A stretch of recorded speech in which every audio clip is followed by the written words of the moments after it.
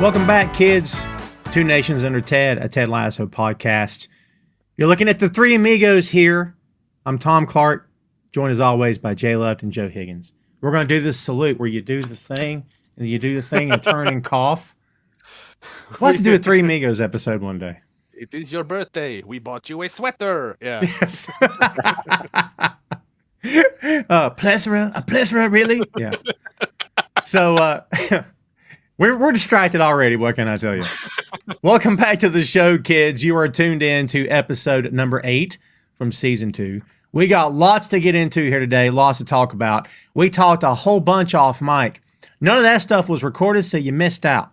But needless to say, there's a lot of stuff to review here today, a lot of good stuff to get into, and a lot of stuff that will make you openly weep and embarrass you. So if you're a grown man who has a hard time weeping in public, you may want to watch this episode in private because, man, it'll grab your heart and just to it. You know what I mean? It's just one of those episodes. So get ready for that. Joe, running into this episode here as we get started, it's a big one, man, because we've talked a lot about Jamie and his evolution as a character. This is another stage in his evolution. And one of the closing moments of this episode with him and Roy is off the charts. What do you think about episode 8?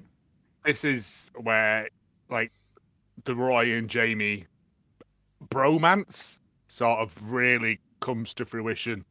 And we see that, like, yeah, Jamie isn't an act with him. He is genuinely trying to be a better person. But you also understand why Jamie is the way that he was. And yeah, but then we get like some great Ted stuff. We get like a very nice Sam moment as well. And we also get possibly one of my favorite bits in the entire series, the haircut. Love it. Yeah. Love it. Love it. There's some good stuff to be happy about here, Jay, but as we've said already, we've tried to warn everyone about this thing gets deep. Troughs, man. It does. Yeah. Hills and valleys. Jay, what do you think about this one? Yeah, I think that this is, so I was talking to you guys about this before. I completely forgot about the last 5 minutes of this episode. I thought it was a different episode, so I wasn't ready until I was like sat there watching it like, oh shit. Oh no, I know what's happening. I text you, it's a proper cock punch this episode. Yeah. But it's an interesting episode because it kind of lays all its cards on the table with the theme, like within the opening scene. In that it's Dr. Sharon on the phone to a friend, and she's talking about how frustrating it is with Ted because as soon as he starts to open up, he starts doing his Tedisms. And a friend just says, maybe you've got to meet him in the middle. And there's a lot of people kind of like making compromises and meeting in the middle. And you see it with Dr. Sharon and Ted. You see it with Roy and Jamie. You see it with Sam and Rebecca. There's a lot of kind of, okay, like sometimes you kind of need to work with other people to help them work with you. And by the end of this episode, that theme is a massive kind of like the massive spine bone of this episode, almost, you could say. Yeah. And, there's something to be said about, as you just pointed out, Jay, that a lot of the relationships, a lot of the storylines and angles in this series come in pairs. 2 people together. Sometimes it's 3, but most of the time it's 2 people. You know what I mean? So, like, I think it's easier that way in a storyline of like 4 to 5. It can maybe be a bit too unwieldy. But if you're talking about, Ted and Sharon, Jamie and Roy, as opposed to adding 2 more to that mix, you can do that for a bit of time, but then you can't stretch it and maybe you lose the viewers. So those interpersonal relationships mean a lot here, kids. A lot of this show is psychology, in case you hadn't figured it out. A lot of this has connections to pop culture, to novels, to other forms of entertainment. This show's got a little bit of something for everybody. And as we said from episode 1 of season 1 here on Two Nations, you need to have a pretty good sized shovel to be able to dig your way through this in the best possible way. So, yeah, as we said before, lots to get into. A friendly reminder to follow the podcast wherever you find your podcast. If you need links, I'm not going to give them here to you. You want to know why? Because I'm lazy. I'm not really lazy. But I will tell you to visit boinkstudios.com. BOINK, boinkstudios.com, one word. Go to that website, and we've got links to all of the podcast platforms as well as to our social media. So visit boinkstudios.com and get started. And thanks for coming on the journey. Gentlemen, if you're ready, let's tackle number 8. Oh, Let's go. Oh, it's going to be good. let's go. Episode, throwing some Mario at us. That's good. Yeah. So take that, Chris Pratt. Here we go, kids. Season 2, Episode 8. Title, Man City. Original air date, September 10th, 2021. Directed by Matt Lipsey on a story by Jamie Lee. And as we have reminded you kids for the past 2 episodes now, there are past 7. There are 12 episodes in Season 2. There we are, and here we are, and here we go. When last we left the Ted Lasso gang, we saw Ted finally embracing the help that he's needed from Dr. Sharon. Rebecca continued to be weary of answering her romantic interest on Banter, who we as an audience learned in episode 6 is actually Sam, as he suggested they meet, and she's more than a little apprehensive about making the move. Nate spent most of his time obsessing over his own press from the team's recent FA Cup win, leading him to berating Colin and Will as he continued the downward spiral despite interjection from Coach Beard. That sets the stage, kids, and here we go. As Jay alluded to earlier, the first scene of this episode does kind of set the stage for everything else. We open with Dr. Sharon, the great Sarah Niles. She's at home the first time we've ever seen her at home, I believe, and she's calling her own therapist, Bridget, telling her that she's going to be late, and they begin a session over the phone.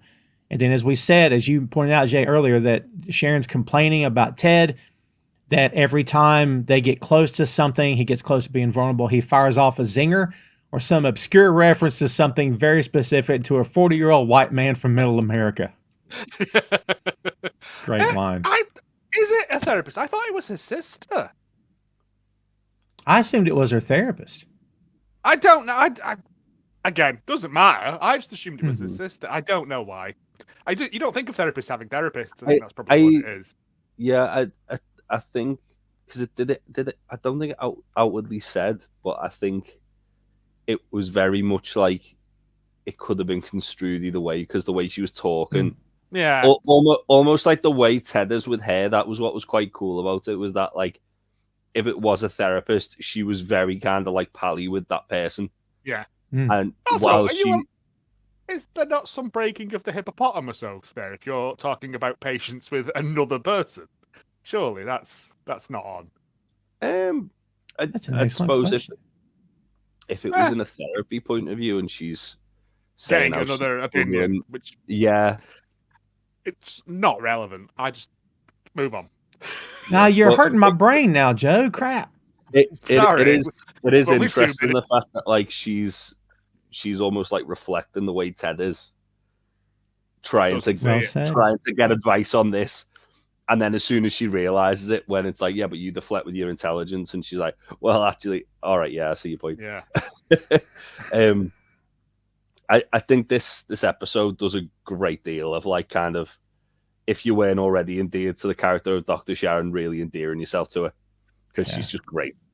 We find out a lot of information about her with not a lot of actual sort of stuff being given to you. Not a great deal of context. They don't hold your hand through it. They just go, make of this what you will.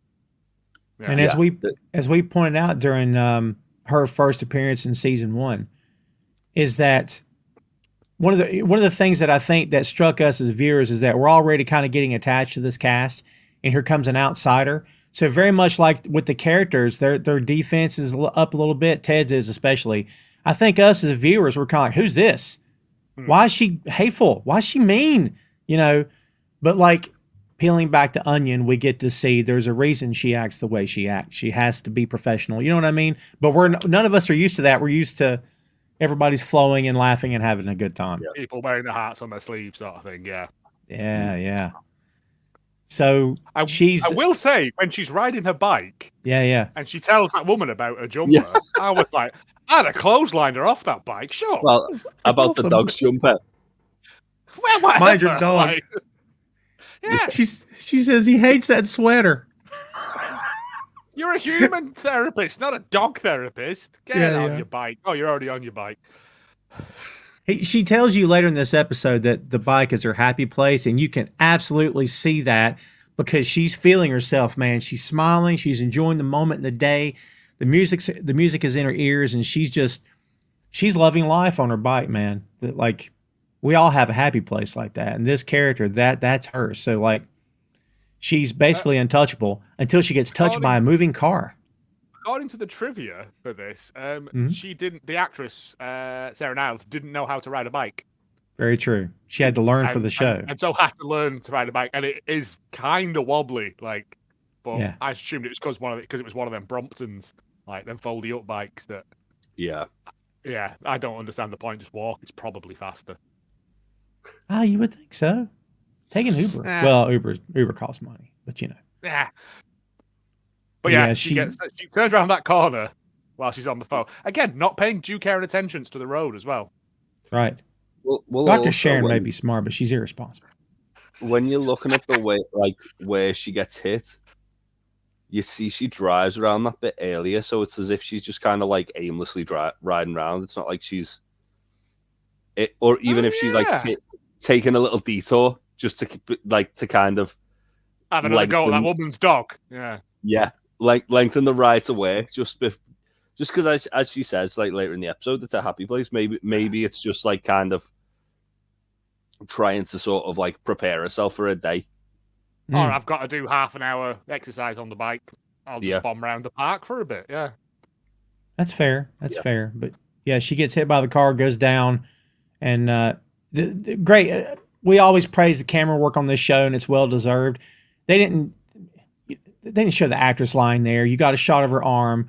You get a shot of Ted's, he's calling on the phone. They gave you just enough. And plus it's a little bit of a tease because you don't know how bad she's hurt. So they didn't show you anything but that. It very much one of those blood on the asphalt sort of shots, isn't it? Yeah. Danger, one of those. I mean, you get the idea by how fast she's going, how fast the car's going, that it's not a bump. Yeah. It's a bump. It's not unserious, but right. Yeah. It is very well. She's got a helmet on for safety. Yeah. That's good. That is smart. She's responsible after all. So the next shot is Beard and Roy. This is a very odd moment because we never get an explanation. They're just staring at each other. Half an hour of them just staring at each other as a show. We never found out what this. We have no idea. And here comes Keely bopping in. Says she has a fun new branding opportunity for a coach. It's only one public appearance, decent money, really good for the club. Wants to know if one of you wants to help me out. She stops talking when she realizes they're both just staring at her the whole time. She says, right, fuck you both, and leaves. And Beard says, I respect it. We didn't have to say a word. Roy says she gets us, which is fucking great. So I assume, like, because Ted's not there, like, Roy's just walked in and Beard's just gone and stared at him. And then Roy's gone, well, I'm not backing down. And Beard's gone, well, I'm not backing down either. And they're just in like a Mexican stare off. Like it's. I feel like they're very much, when you get some people who like go out for like a drink, and they'll barely say a word to each other all night, but they'll be having just a good time, just be having someone there. It's kind of like that. Drink in silence. Yeah. Yeah, it's kind of like that sort of thing where I feel like Roy and Beard genuinely like one another, but they don't need to say anything. They can just sort of be in one another's company and they just get it. Yeah, for sure. Beard's very, very perceptive, and I think he realizes that trying to talk to Roy on any level is wasted. That's fair. The best thing to do is to project Roy back to Roy. Yeah. Well, the good bit is, that's a good point. The good bit is Nate comes straight in, very happy, says, I'm going to be a spokesperson. It's just like she's going, well, Ted's not here. Yeah. Nate'll do. Yeah. Nate in his little suit as well. We've been talking. It's later on, he's got his little suit on. He's bought a new suit. Yeah. Yeah. We've been talking a lot about, and I said it in the intro, his downward spiral. I think the reason it works and is as effective as it is, because you don't get pounded over the head 4 episodes in a row. No. Pound, where you can't breathe. You go, oh God, I can't watch this. It's too much. They hit you really, really hard. Next episode, they back off. And I love that because they're smart enough to know it's too much. you're left with that thing of, did that happen last time? Right. Because he's just doing Nate stuff now. Well, there is like subtle bits, but it's nothing like it's again, as you say, it's not like hitting you over the head with it. Like it's like they've turned the heat down on it. It's just bubbling. You can see it's there still. Nothing's changed. Something's coming, but there's more important people to focus on in this episode than Nate. So they can sort of put it on the back burner a little bit while everything else is sort of like kind of. We had the big Nate moment last time, so now we need to bring some other people in just to keep this going. But this is still there. Don't forget about it. Yeah. Yeah. But again, it's that thing as well of like if they kept going Nate bad over and over and over again, it would be too much. Whereas the thing is, if you stagger it out, it becomes worse in a way. Because I actually really like the subtlety of this episode with the Nate stuff, though, because you only see it a couple of. There's like one or two moments in this episode where it's like, oh no, he's still there. He's still there. Like there's moments of Nate being Nate from earlier on, but the mask is truly sliding off the face at this point because it's becoming more and more prevalent. Just those little looks, those little motions that he does are becoming more and more apparent. Well, you get it here, guys, for sure, because he asks, where's Ted? And Beard says he left for an emergency. And he goes, what is it? And Roy says, it's his emergency. If he wanted us to know, he would have said. Actually, Roy says that, and Beard does the Beard point, which we have to point out. It's a thing on this show. He points to Roy in agreement.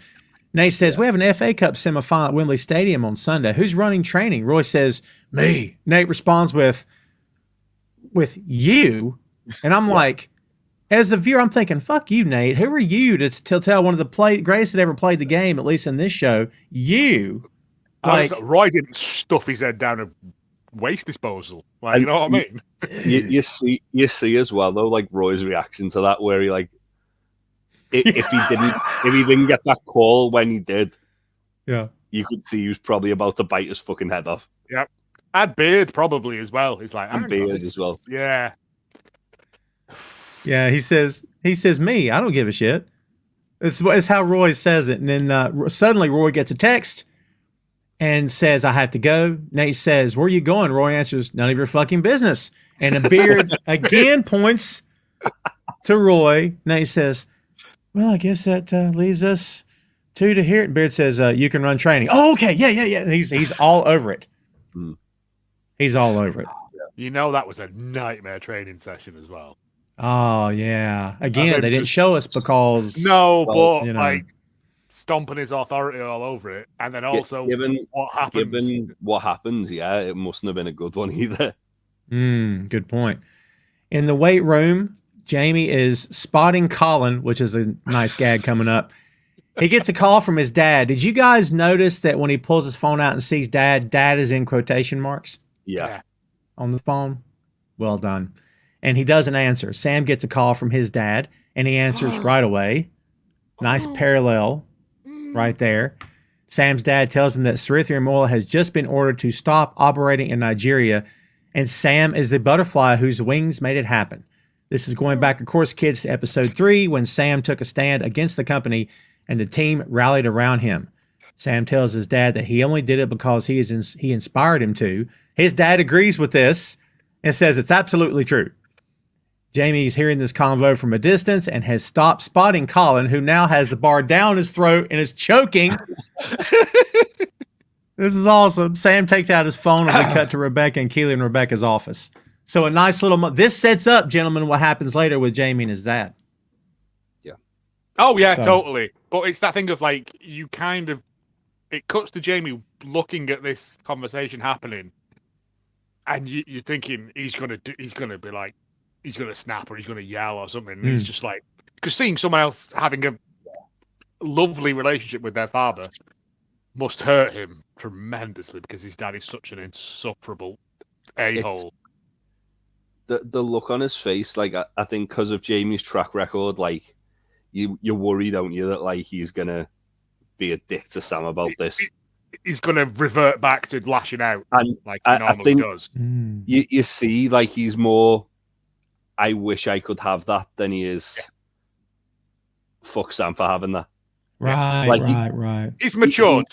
He's envious of it, but he's not like bitterly envious. He's just, I wish I could have that relationship with my dad, sort of thing. Which my dad wasn't, in quotation marks. Yeah. Because Jamie used to hurt people because he was hurting. Yeah. Well, so again, it's an ongoing sort of thread throughout this episode and like the rest of the series as well. That's the truth. It's the damage that parents can do to children.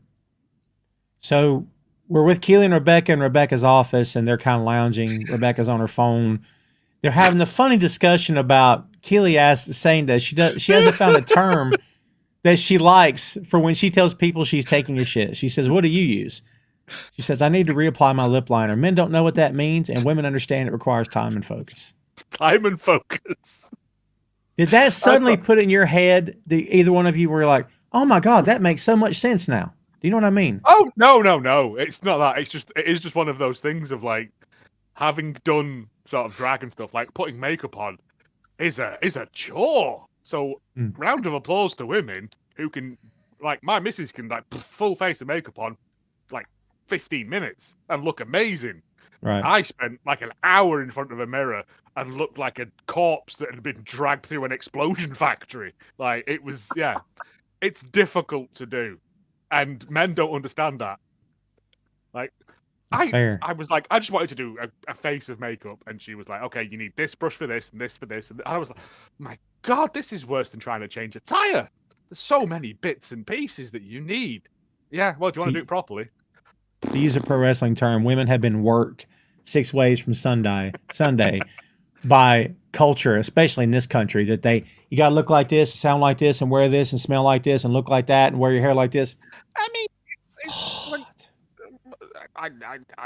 the thing is though, like having a full face of makeup on makes you feel like it's not you. It's like you can present a front to someone. So I get it in that respect, but sure. Anyway, that's beyond the point. But yeah, it was the fact of like Keely, they're that sort of comfortable in each other's presence now. They can talk about having shits. Let's be honest. Keely, I think, was comfortable almost from day one with her because she was so enamored with Rebecca. She came in, took her shoes off, lay on the couch, didn't she? She was like, this is just who it is. But Rebecca is 100% reciprocating it now. They're like a little master and Padawan style situation going on. It's true. Well, Sam is feeling all kinds of motivated by his conversation with his dad. He's very happy. So he had immediately took his phone out to say, dinner tonight, 8 p.m. at Latucci, I think is this restaurant. Latucci, yeah. And so Keely's like, oh, say fucking yes, say yes. And so she says, see you there. And because as he's doing it on Sam's phone, it's the 3 dots. And all the guys. 3 dots. And they all come round. It's so good. It was like, there's a lot of this episode as well of the team being a team, and I don't want it like a family. Like, it's gone beyond friendship. It's like they're all kind of invested in each other's lives, apart from probably Jan Maas, who is over there doing his own thing. Like, he's kind of in his own little world. We're going to get that in a bit. I think it's later on when Jamie calls him Jan Maas as well. Yeah. I caught that. That's so good. Because at this point, Isaac has replaced Jamie as Colin's spotter, and they're all happy for Sam. And Sam looks up and says, Captain, I would like to ask for a haircut. And Isaac does this, and he looks around the room as if to say, everyone stops what they're doing on the bikes and everything. Everyone stops, and he's like, are you sure? Are you sure, bro? And Sam says, yes, I think I am. And so Isaac, Cola Bikini, by the way, shout out Cola Bikini, has to go, all right, after training, like he's just, all right, I agree to this. Also, while he's doing all this, Colin is being strangled by the bar again. Yeah. Like, I love that. Shit. I love that Isaac like told Jamie off for doing the exact same thing like 2 minutes earlier. Like 3 dots, and she's responded. Like it's happening. Is this when we? Oh no, it's later on when we find out the legend of the haircut, isn't it? Yeah. Oh, Yeah. yeah, I can't wait. We get more quality Rojas as well. For sure. Yeah. We go to the hospital, and Ted has showed up for her. Shown up. Sure. Ted's there. Either work. He's talking to the nurse, and he says, "You're telling me I could shatter every bone in my body. Someone could just drop me off in front of any old hospital, dump to a garbage can or something, and y'all patch me up, and I don't have to pay jack squat?" And the orderly goes, "You're damn right."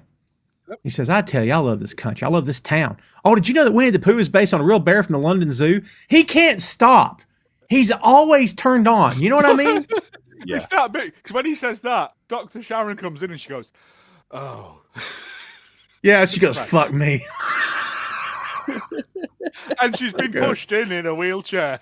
And Ted, like, I think Ted does a Tedism here. He's like, Yeah. She knows it. He knows it isn't that bad, but Sure. he can't help himself. Can't help And it's, oh my God, it's worse than I thought. And then she's like, Dr. Sharon stands up. He said, "It's a miracle," and does his revival Baptist church thing. He goes in a circle when he does it. It's so good. He said, "Thank God for science. Woohoo." It's awesome. Oh, he says, he looks at the doc and he says, "The doc going to be okay, doc?" He says, "Yes, the scan was fine. Good. No intracranial hemorrhaging? No. No subdural hematoma? No. You seem to know a lot about brain injuries." Well, I watched a lot of Grey's Anatomy in my early 30s. And I coach football. This is a good line. "And I coach football, the American kind, the one with all the concussions and hullabaloo about kneeling and such." Yeah. Which is good. She says, "Well, she does have a concussion, and she's had a couple stitches in her head." And she tells Sharon, "You'll need to rest, but your husband can take you home." Like, why would she assume? Do you know what I mean? Like, why would she assume that that's her husband? Oh, what do we have? It's the savoury snack pack, Jay. The Christmas is really upon us. Lord. What time to be alive. It's just 8 packs of salt crisps, basically. Anyway, They've got loads of different flavors. One's in the shop by mine. No, I haven't bought them yet. 8 Just packs salt. of goodness. I like the cheesy ones though. They're quite good. Salt ones. Sorry. It's just, For us, it's the meat and cheese sampler in this country. That's the thing everybody goes gaga about, is the meat and cheese sampler. the charcuterie tree. That's what they're pitching this year as a thing. Yeah. It's meat and cheese in the shape of a Christmas tree. I do like the sausage roll wreath that you can get as well from Aldi. I'm still a big proponent of the foot-long pig in a blanket. Yeah. That's a big pig. It's a big blanket as well. I was going to say, yeah.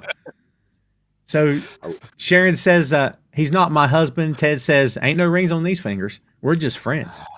Sharon says, colleagues, friendly colleagues. I love this little back and forth. Yeah. Sharon says, I don't have a husband. And Ted goes, yeah, but not in a sad way. She's just fiercely independent. Sharon wants to lead. She doesn't want his help. And the doc says, I'm gonna go. You don't have to be here. Yeah. And the doctor's like, no, you have a concussion. You can't leave on your own. You can't drive. Like, you can't leave on your own. Someone has to take. And she's like, fine. Like, it's either die in a fiery car crash or walk home with Ted. I guess I'll walk home with Ted. Ted's helping her with her coat on. She goes, he says, let me help you put that on, sweetheart. Calls her sweetheart. He's just nice doing, little bit. like, but because I was like, why is he being so weird? Ted, like, this is weird even for Ted. Even for Ted. Later on, we find out why, because they've given Dr. Sharon a load of morphine or something, it would turn out.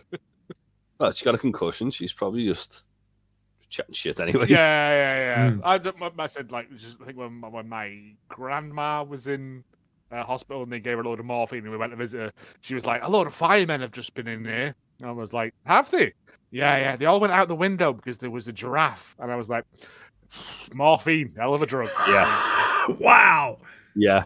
I asked the nurse, was there many firemen in there? And she was like, no, she's just up to the eyeballs with opium at this point, though.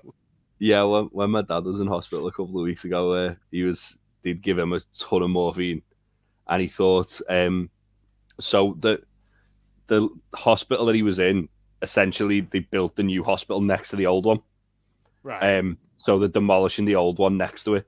So he thought the old hospital and the crane that was demolishing it were a load of ships, even though he's nowhere near the water. He was like, "Oh yeah, there's loads of ships outside my window." Like, no, that's a crane with a wrecking ball and a hospital that's getting destroyed.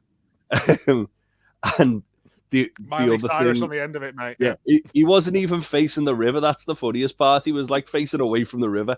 I know. Yeah.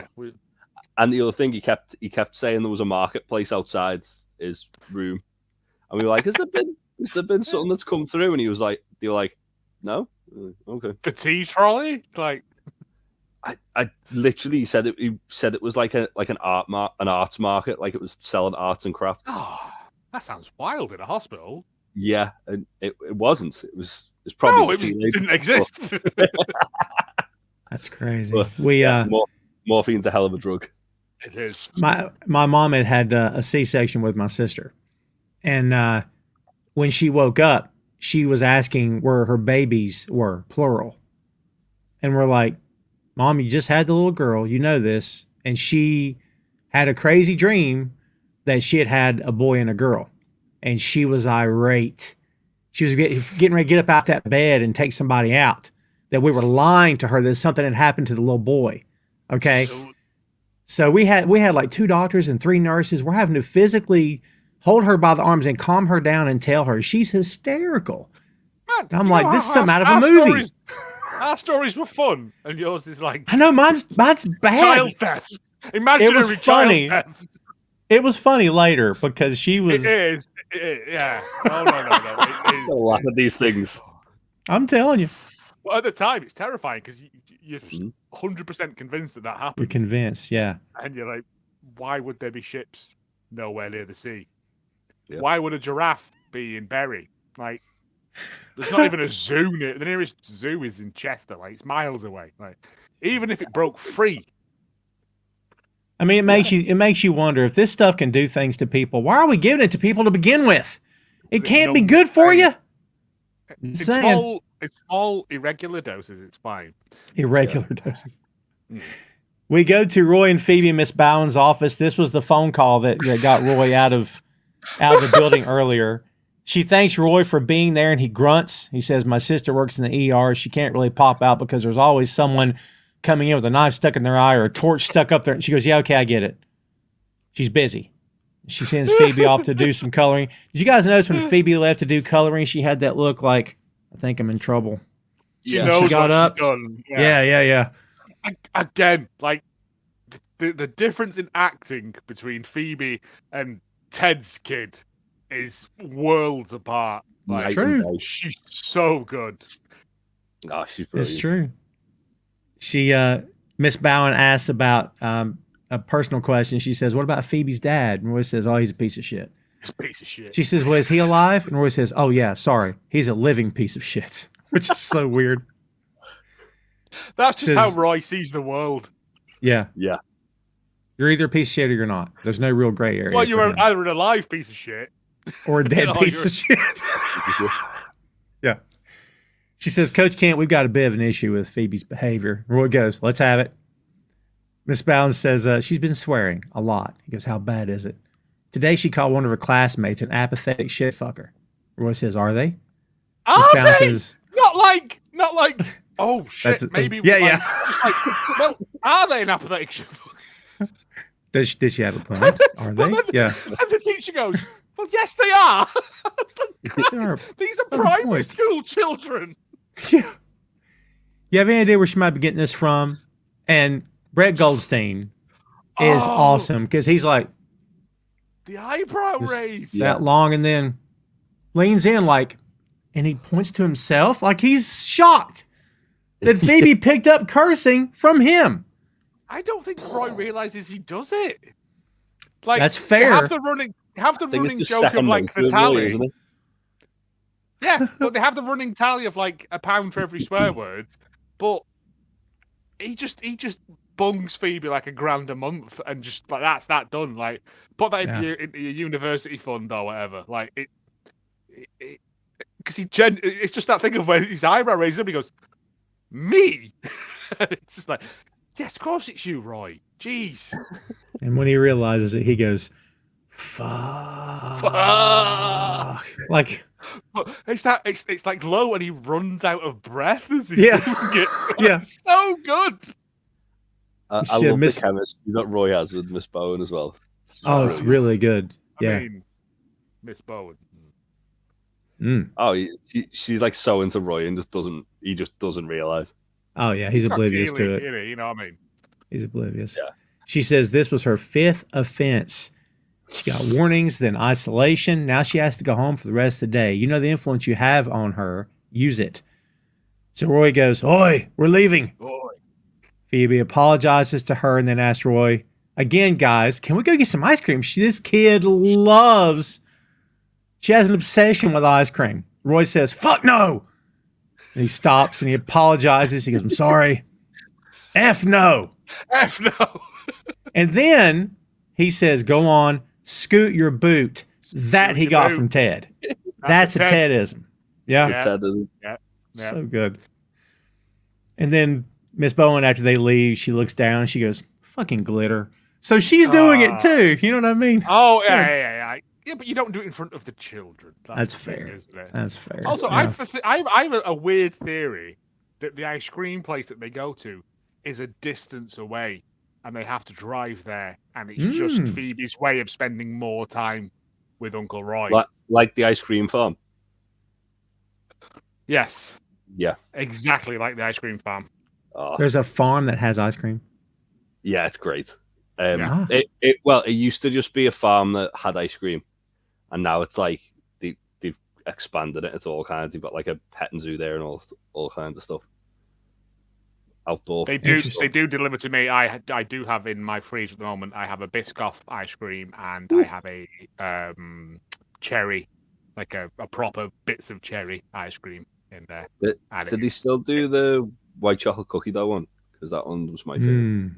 Possibly, I don't know. If you want some, let us know, and I'll stick it in the freezer and I'll wrap it up and bring it over to you or whatever. There's a place not far from me that does sell it, but it's just a pain in the arse to get to. So Yeah, you see. so But yeah, it's just this thing is like Roy has influenced Phoebe, but at this point we think the worst possible way. Mm. By making a sweet, adorable 8-year-old child do incredibly sort of Malcolm Tucker levels of swearing. And I love that we get a little slight explanation later as to why she called the kid what she did. Oh, yeah. Perfect. Again, Perfect. if this was Ted's kid, it would have been rubbish. But because it's Phoebe, A, it's brilliant, Mm-hmm. and also Roy is kind of weirdly proud. Mm. Well, Mm. it's like it goes to show, doesn't it? When she says why she was doing it, he has imparted the swearing on it, but he's also imparted this kind of moral compass on it. Yeah, And Good it's call. exactly. It's not so much to be rebellious; it's more to stand up for what's right. Yes, Good call. exactly. Yeah. But it's like when he says, "Go, can you go and do some colouring?" She knows she's messed up and she's being punished for it. Mm. But we see the fallout from that later on. Yeah. It's true.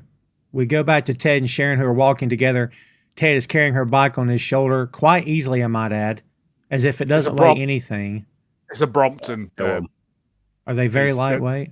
They're foldable, so they're supposed to Yeah. designed to be carried. Yeah. Oh, there you go. They're for like So- trains and commuters and What's cool is he's in the middle of a story, so we don't know the first half, but we come in on him saying, by all measures, it's not the cruelest prank ever played, but no one should ever make someone eat a Vaseline sandwich. But that's Ronnie Fouch for you, innovator. That's Ronnie Fouch. We've heard Ronnie Fouch before. Yeah. I thought we had. What did we hear his name in reference to? Because I couldn't remember. Is he not? Oh, go on, Jay, because I'm not 100% sure. It's something where he says, "Unless you do that," and then Ronnie Fouch will find a way to do it. Yeah, I thought Ronnie Fouch was the kid who used to eat stuff for money. That sounds right, actually. I searched my notes, but I couldn't find his name where I'd written it down before. Give me a sec. Crazy. I feel like Sharon it was says- season 1. Oh, I'm sure it was in season 1. Yeah, for sure. Sharon says, how did you know I was in the hospital? He says, you left me a bunch of voice notes, 32 to be exact. She says, I thought I deleted all those. I thought those deleted themselves. He goes, I kept all those puppies. You should listen to some of these. They are a hoot. He takes one out, and it's great because it's her voice, and she says, Ted, it's Sharon. I can't come to the phone right now, but if you want to talk my ear off about some bullshit because you're too afraid to properly emote, leave a message. Beep. And she does the beep herself. Awesome. Yeah. Oh, she's off a nut. Yeah. Right. Ronnie Fouch. I've just found it. I'll just continue as that. So, Ronnie Fouch was Ted's childhood best friend. That's right. In episode 103, Roy, I learned 2 big lessons on the rough and tumble playgrounds of Brookridge Elementary School. 1, if little Ronnie Fouch offers you a candy bar, you immediately say no because there's going to be pooping in it. It's not a Butterfinger. Right. And then 311, did Ted ever tell you he ate a candy bar made of poop? The reason we got pulled over in the same episode was because Ronnie Fouch was throwing gang signs at a cop car. and then we get in this one, by all measures, it's not the cruelest prank, but Ronnie Fouch will make you eat a sandwich made of Vaseline. And then there is another one much later on. So yeah, it's Ted's childhood best friend. Man, that kid stayed with Ted for years. I'm telling you, all those weirdly stories. As well. That is it's spelled Fowch, but there is an American football player called Ronnie Fouch who is Fouch as well, which I don't know if that's deliberate. I assume not. Interesting. So this conversation that Sharon and Ted are having is great because Ted's saying, no, it's fine. He actually liked the messages. He found them entertaining. And he says, the next one brings Mr. Stephen Sondheim into the house because it's you singing Tonight from West Side Story, doing both parts of Tony and Marie at the same time. She goes, oh, okay. And he's like, oh, you stop after the first act. But again, it's this great thing of like, he's seen that she's like as vulnerable as like, it's this thing of, I think you have to, for Ted to trust you have to sort of let him in, and like the thing has to be reciprocated, sort of thing. Like you have to show these not moments of weakness, but you know what I mean. It's that thing, and this is the first time we see Dr. Sharon in. She's concussed and possibly pilled up, but the first person she thought was, "I'm going to harass Ted with 38 voicemail messages." Yeah, it could. I mean, to be fair, if she's on the way to the session with him and she's like, she's just been talking about him prior to that, it could just be that it's something that was on her mind. It's like when people have like an event like that, sometimes because they're thinking about that, they're like, oh yeah, I must do that. But also, it's the fact that like Ted literally has all this embarrassing material on her now. Yeah. He's never going to show that to him. That's getting deleted after that walk home. Oh yeah, like, it's just to show that, like, thank you for, being you with me. Well, I think as well, it's as much like obviously Ted's got experience with dealing with people with concussions from his time in the NFL. Well, we find out, and he's probably realized she's probably kind of like freaked out by what's going on. And he's trying to just do whatever he can to take her mind off it, which is by playing voice notes of her when she's just like, got a concussion and she's in the waiting room waiting to be seen. So good. So good. We go back to the dog track, and this is the haircut scene. Great music playing in the background to set the tone. Isaac's he's very stone face. He's very serious. Takes clippers out of his locker, and Danny pops out the barber cape. Guys are all gathered around, and Sam is in a red chair on a big platform. But he's on like the center of the room, and they're all gathered around like it's a ceremony, like it's this so big good thing, and it is just an incredibly beautiful thing because they're all doing and like it's the pomp and circumstance of like British parliamentary sort of nonsense, and it's all very quiet. It's all very quiet, and he brings the clippers to life, so they're that much louder because the room is quiet. And then suddenly Jan Moss says, "What is the big deal?" And they all immediately, it's like when Groot speaks, when Groot curses, and they go, "Whoa!" Yeah. They're looking at him like, "What?" Like they're just completely stunned that Jan Moss would interrupt this amazing moment.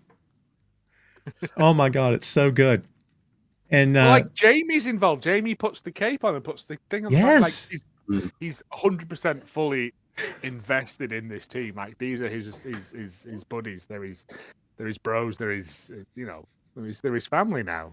And Colin says, "Not now, Jan." Right? And Bubba Catch says, "Isaac is an artist with those clippers." And Colin tells me, he says, "He only gives you one haircut per season, so you try and use that for a very special occasion." Danny says, "I'm not using mine till I marry or I get circumcised," which is freaking incredibly odd, right? They all react to this because they're doing that thing where they all go, "Oh, you know," and someone says, "Quite right," and someone else whistles. It all happens very quickly when Danny says that. Oh my God, it's so good.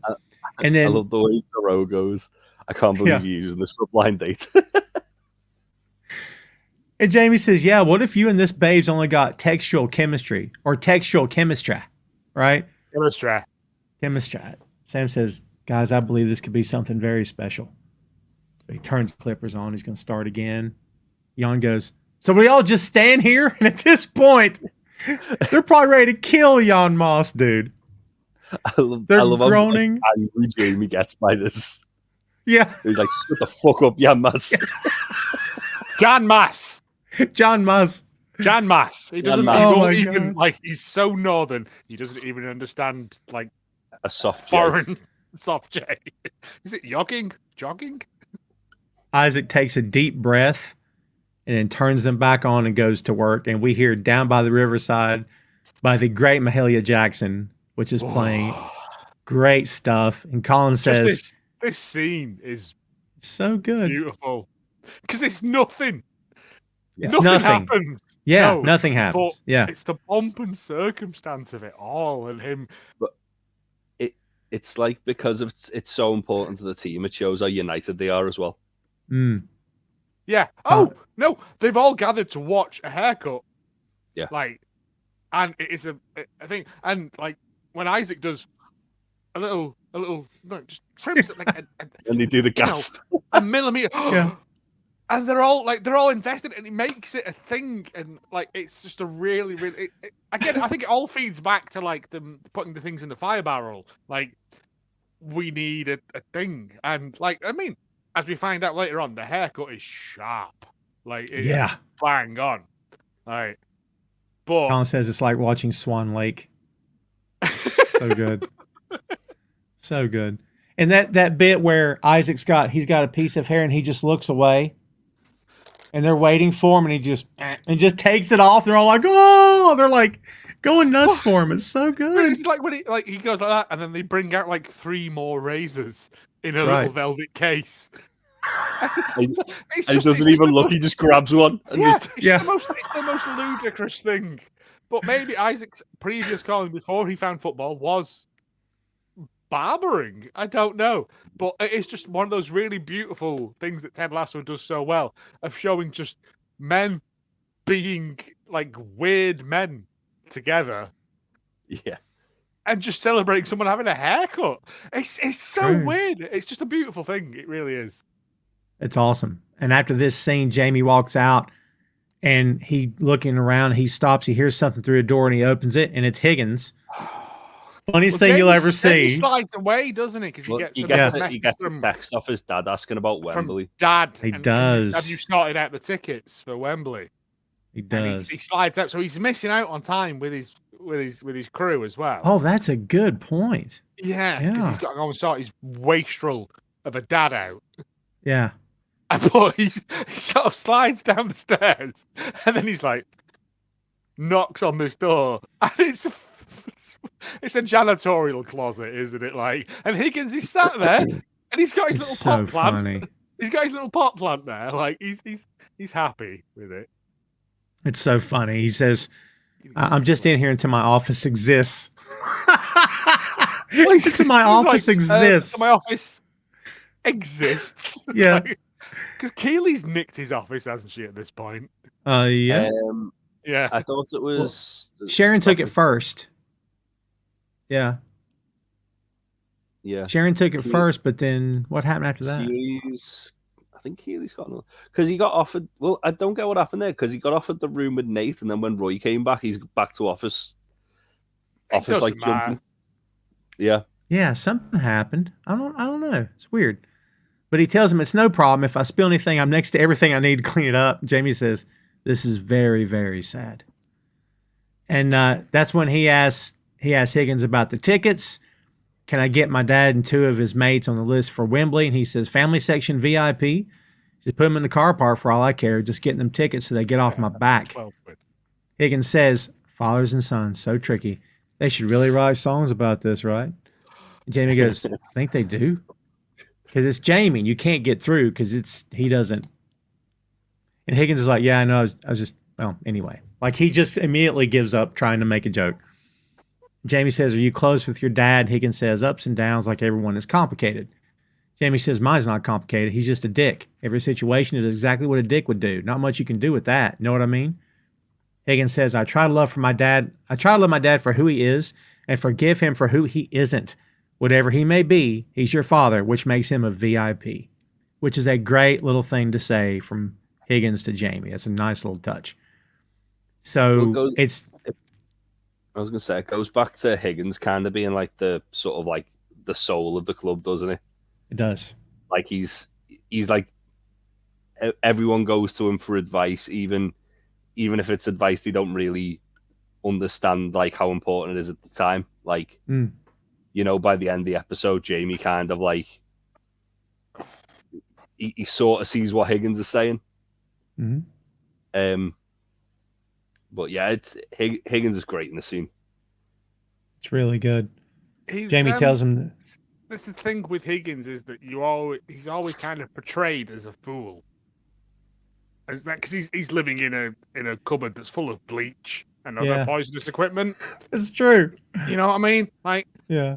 But he espouses this wisdom to Jamie, and Jamie's like, thank you for that. Like, Jamie shows gratitude for the first time in a very long time. Yeah, it's true. And then we get the close the door, open the door thing. But it's like, yeah, like Jay said, like, Higgins is the beating heart of this thing, but never gets the recognition he probably deserves because he's always portrayed as this sort of clown, put upon person. But the more as it goes on, the more people realize this, and it's a lovely thing. It's awesome. This is a great little scene. And then when Jamie tells him that his dad's friends are Denbo, Cullens, and Bug. Higgins goes, Bug? He goes, just Bug, 1G, like the animal. Like the animal. Get that? It's his legal name. Changed it. Because he's small like a bug? No, because he eats bugs for money. Because he eats bugs for money. And I'm like, this hurts me as a Mancunian. This hurts me tremendously. Do you know? He says, "Open it in a bug at one point." He says, "Open or closed" on the door, and Higgins says, "Closed." You get less questions that way. Here's my footnote to this scene. He's behind a desk. His computer wasn't on his lap. First of all, how'd the desk get in that office? It's a little tiny table. I have one in there that I use for emergency purposes. It's like a little TV table. It's really? Legs under. And yeah. It's when Harvey first started working from home, we bought this so she could put her laptop on it. It turns out not very good because it overheats the fuck. But we still have it for when Harvey's not here. I like to put my tea on it and eat it in front of put my meal on it and eat it in front of the TV and just be a waste man. But he doesn't use his computer. He pulls a piece of paper out of a filing cabinet that's in there. Yeah. Yeah. Right? That should be your concern. Not how has he got a table in here? How has he got a filing cabinet in this room? It was so much funnier when I was imagining a desk that couldn't possibly fit. In part 2, how did he get in? In part 3, how does he get out? Oh, now I find out it's just a table they can fold up. Now I'm disappointed. No, I think no, because all his stuff's on there. Like there's pens and there's his pot plant and stuff. Like he's got stuff going on. Got a lot of imagine movement to do if he needs to go to the toilet. he scuttles underneath it every night. He's like underneath, like Yeah. because he's like, I've got an office. Yes, it's near the stinky brooms and that weird pink sawdust they put on sick. But Yes. yeah. That's really good. That's an awesome little scene. We go back to Roy and Phoebe now, who are in the car, and she got what she wanted. He's bought her ice cream after all. And she's thanking him for the ice cream. And he says, you can't, dude, Roy's not looking forward to this. You can tell. He says, you can't swear, Phoebe. She goes, but you swear all the time. He goes, yeah. And it didn't hold me back because I'm a footballer. No one cares if we swear. It's part of the job. It's encouraged. But you can't be a doctor or a teacher or a, and she says, veterinarian for wild animals or a veterinarian for wild animals. I still don't get how that works. That is. You treat them in the woods and no one pays you? That's such a great line, man. Like I've never heard of such things. No, it's like I literally have a friend who is a veterinary, like for small animals and pets, but he's also qualified to do like zoo animals. Mm. And I went, have you ever used it? She went, no. But if I ever need to move on, and I was like, to what? To what? Yeah. Also, is it like a not to go back to giraffes again, but is a giraffe similar to a hamster in terms of where things are? Like, it's just one of those strange things that's always flabbered my guests. I was gonna say, don't the RSPCA have like vets who, like, if you call them up, they'll kind of go and treat a wild animal if you find one that's hurt. When I had my pub down in Birmingham, I had a load of sheep in my car park, and I phoned the RSPCA and said, "Can you come and move all these sheep off?" And they went, "It's nothing to do with us." And I was like, "Well, enjoy sheep being run over by drunk farmers coming in trying to get beer at 11 o'clock in the morning." They were fine with that. So all those adverts on TV where they're like, "This is a sad kitten that we found in a well," yeah, they don't care. They don't care. Yeah, I care about sad kittens in a well. I do as well, but the RSPCA do not. Tom. Well, No. they can saw it off then, I guess. I'll use that term. Give to a local cat or dog or pet charity rather than the RSPCA because they're Well, there a you bunch go. of money grubbing shite hawks. I'm trying to Shade through, throwing. sorry. Well, we threw some shade It's in not there even too, y'all. shade throwing. It's just I've been editing stuff lately, and we threw serious shade back in episode 2. Y'all go back and check that out. It was fun. So Roy's telling Phoebe, he says, we spend a lot of time together. I was never trained on how to be around a kid. I get concerned that I've been infecting you. This line deserves an Emmy. yeah. I've been afraid. I get concerned that I've been infecting you with the worst parts of me. Parts of me. Roy Kent out loud said that to a human being. That's how far he's come. I know it's his niece and everything, but still, that's a big thing for him to say out loud. You know what I mean? Oh, it totally is. So good. But he knows like that he's a flawed human being. Like we've seen that all the way through this. It's just a weird thing for him to say to a 8-year-old girl. well, It is. I Who's was eating ice cream. I was thinking, do you think that part of this is him talking to Phoebe, but part of him is thinking what he needs to say to Jamie at some point as well? Because Interesting. it's the same sort of thing. He's trying to turn Jamie into himself. Like he's trying to mold Jamie in his own image, but obviously he's like Jamie's completely different footballer to her, so he can't really do that. He can get him to have the sort of like winding people up and the aggression, but he can't. Like Roy's a lot more of a kind of sort of at the engine room, if you will. He's like the anchor of the midfield, whereas Jamie's kind of like the talisman of the team. So in a way, it feels like Roy's kind of having that conversation with Phoebe is what makes him realize he needs to step up with Jamie as well in a way. That's fair. I didn't put that together, but that makes a lot of sense. I didn't either, man, and that's a beautiful little thing that happens, especially if you tie that together with what happens at the end of this episode. Well, Yes. that's where I was thinking, because it's only because Roy has that conversation with Miss Bowen, and then Roy has this conversation with Phoebe, and then what happens with Jamie, and Roy's the person who steps up. Because, and Jay, God, you got this before we even got there, man. How'd you? Because the next line is, she says, "That's not true. Uncle Roy, you teach me a lot of great things. I called that boy a name because he's a bully. And because of you, I stand up to bullies." That directly ties in to Jamie and his dad. Jay, you nailed it. That's well done. Man, I didn't even get that till now.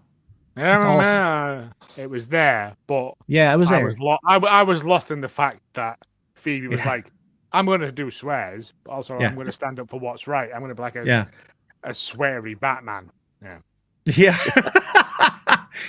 She says, he says, "Yeah, because you're better than me." She goes, "I'm as good as the best you." My heart. Dude, what? Yeah. Oh, it's such a fucking great line. And I know it's a line that she's been given, but it's such a line that a child can say. Line. The way she delivers it's brilliant, though. Oh, if that was Ted's kid, you're the best of me. Because he's a... That was Ted's kid, we'd be shaking our fucking head. Yeah, it's true. Doesn't mean it'd be like CM Punk. It's true.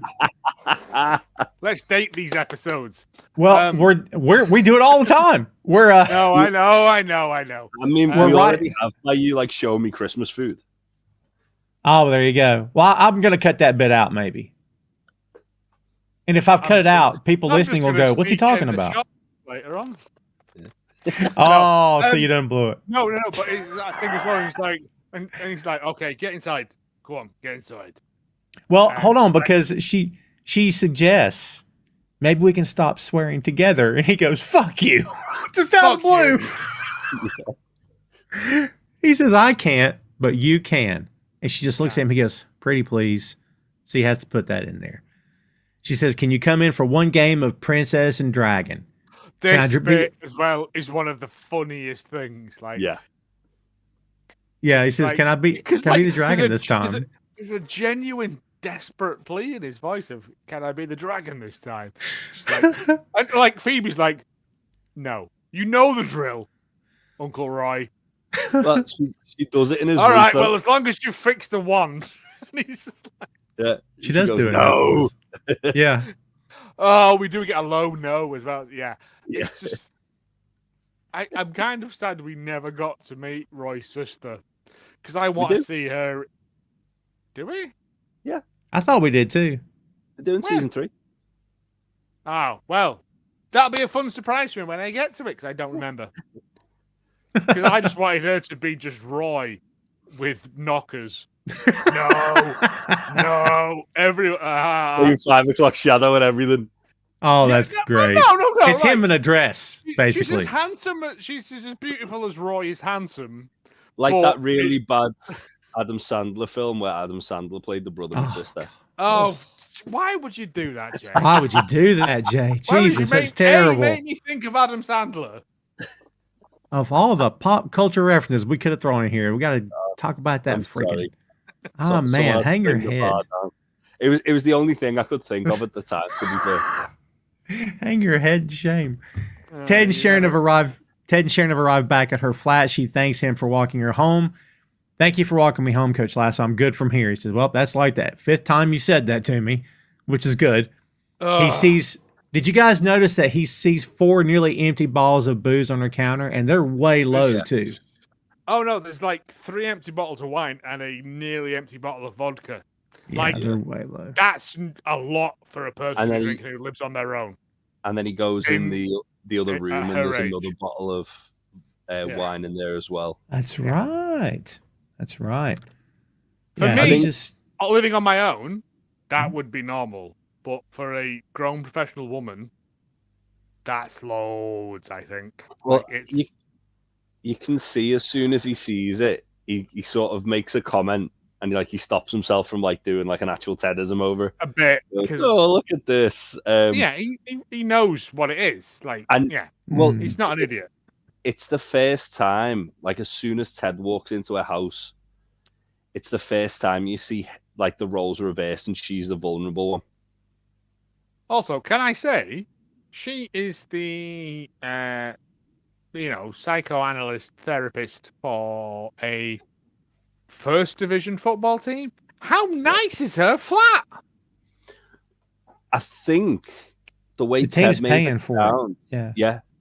I think it was because he No, said no, it was. they're paying for it. He says it's like community housing, isn't it? Like, he makes a joke about it, and I'm like, her flat's nicer than That's really Ted's nice. flat. Yeah. She's got that lovely view out over that park where she rides a bike, and I'm like, Ted lives in Diagon Alley from Harry Potter. Right, it's horses for courses, isn't it? I guess maybe he asked for that.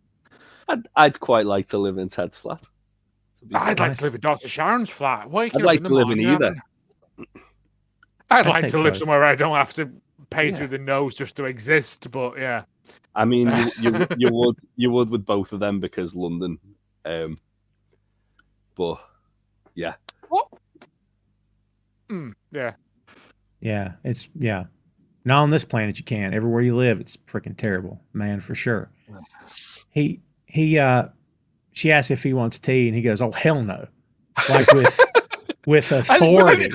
But then he goes, "Just because it's horrible." Like he's like, "No, it's not." You offered it. It's just because. How do you drink this? And I'm like, "Oh, Tom, you're gonna find out."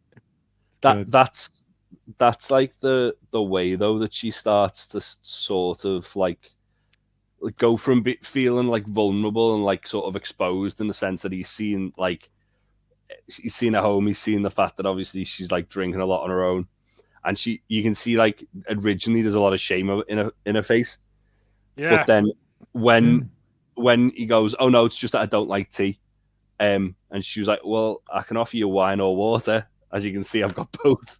And it's like it's the first time. Yeah, what? It's the first time that like she's sort of like realizing actually if I kind of meet Ted at this at his own game, he's gonna be a little bit more receptive to me. She sort of awkwardly laughs when she says wine. I don't know. I think I didn't see it that way. I saw it as her going, "He's seen me." Like, because she's presented herself as this untouchable, unassailable rock of like thing, and now Ted has seen that. Oh, she lives in a flat on her own. She drinks a lot. Like, she's obviously not very happy. I drink on my own all the time, and I fucking love it. It's the most fun I can have.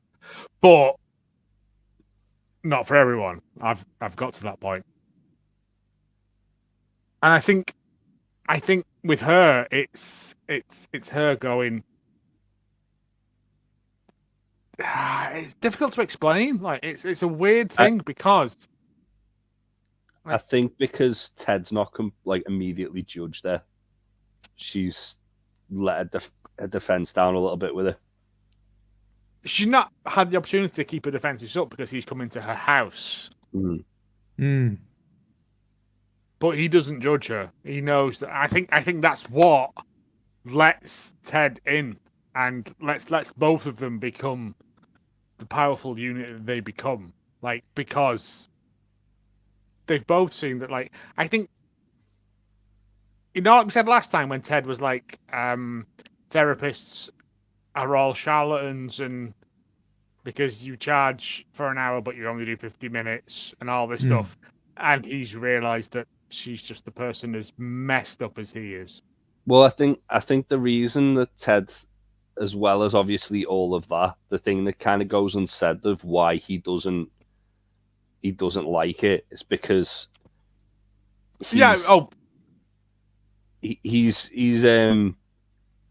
he's very much someone who likes to like get to know a person as well as they're getting to know him, and in that situation he's forced to kind of lay all his cards on the table and he's not getting anything in return. Yes, but we've had all that now with the concussion voicemails and him seeing actually into her private world as well. And even oh god, I was gonna say he doesn't judge her. No, because it's don't judge, don't be judgmental, be curious. Remember, so he's curious about her, but he's not judgmental. Which is something he said. Yeah, he does lots of just sort of stuff. Like he lifts up that book and he's like, oh, okay, and he's flipping about. And it's weird. Again, I've always said if someone came into my house and started just lifting up stuff, looking underneath the stuff, I'd be concerned. So the thing that we've tried to do in the past is get the books. The book is The Middle Passage from Misery to Meaning in Midlife by James Hollis. So there's probably a connection there to something else, but that's the book she's currently reading. And he asked her about maybe getting a new bike, or are you going to lay off riding for a bit? She doesn't know. She says, well, I hope you get back on that. And then we get another Tedism. I hope you get back on that horse. And by horse, I mean bicycle. Although, how cool would it be if you started riding a horse to work? Everybody starts calling you Dr. Sharon Horsewoman, or, becomes your hook. And then, she's trying to shoo him out the door. But he takes the water to drink the water that she gave him, and it's this uncomfortable comedy bit where you can hear him swallowing as he's drinking. If you've ever listened to Hallmark of Greatness, you know how much I hate wet mouth noise.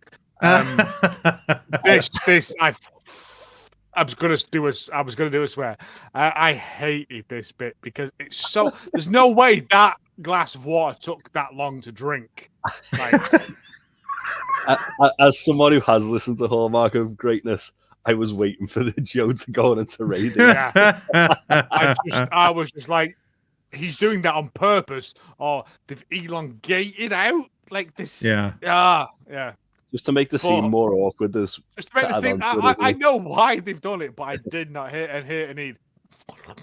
And maybe to upset you in the process as well. Well, that's fair. I'm not voting for them in the BAFTAs this year. Then I do have that power. Well, she finally gets him out of there after you can tell. She knows he's in her space, so maybe she's feeling like, all right, that's enough. That's enough. You shouldn't even be in my house. Let's go. Which can't get mad at her for that. You kind of understand it, but she shows him out finally, and we go to dinner. We finally get the big reveal here, kids. Rebecca's in her car outside the restaurant. Keely calls her. She FaceTimes her, and it's her with the beauty mask, and she's all up in the phone. It's so good. Oh, it's so beautiful. Because Rebecca goes, ugh. And I'm like, it's Keely. Even with a face mask on, she's still adorable. She is. She's still as cute as a button. Yeah. And she's like, why have you answered the phone? You should be in there on your hot date. And she's like, I'm nervous. And I get it, because Rebecca is a very, very broken woman. It's true. Well, she's still picking up the pieces. Yeah, she's still picking up the pieces. I think as well, it's a completely different scenario for her, isn't it? The whole when she's done the whole presenting herself, walking in the room, everyone knows exactly who she is and what she looks like. That thing, yeah. Yeah. But everyone knows who she is, what she looks like, what her whole deal is. Where she's literally going into uncharted territory. This guy doesn't know what she looks like, what her whole deal is. She's literally completely out of her comfort zone. I never drew those dots, but yeah, it is. It's a foreign concept for her. Yeah, man. Jay, that cold medicine's doing wonders for your work today. Well done. Any firefighters punching some dock workers outside your window at this moment? Not right now, about 10 minutes ago. Oh, it's funny. That's funny. No, it's just my work of art.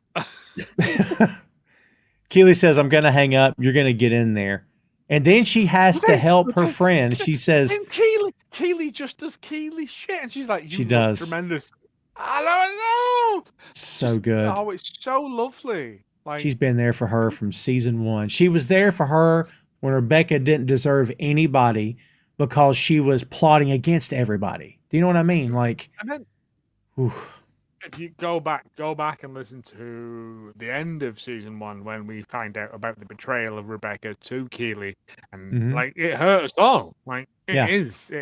But Rebecca owned up. She's a big person now. She's a grown up, and Keely respects that. And they are busy mates, True.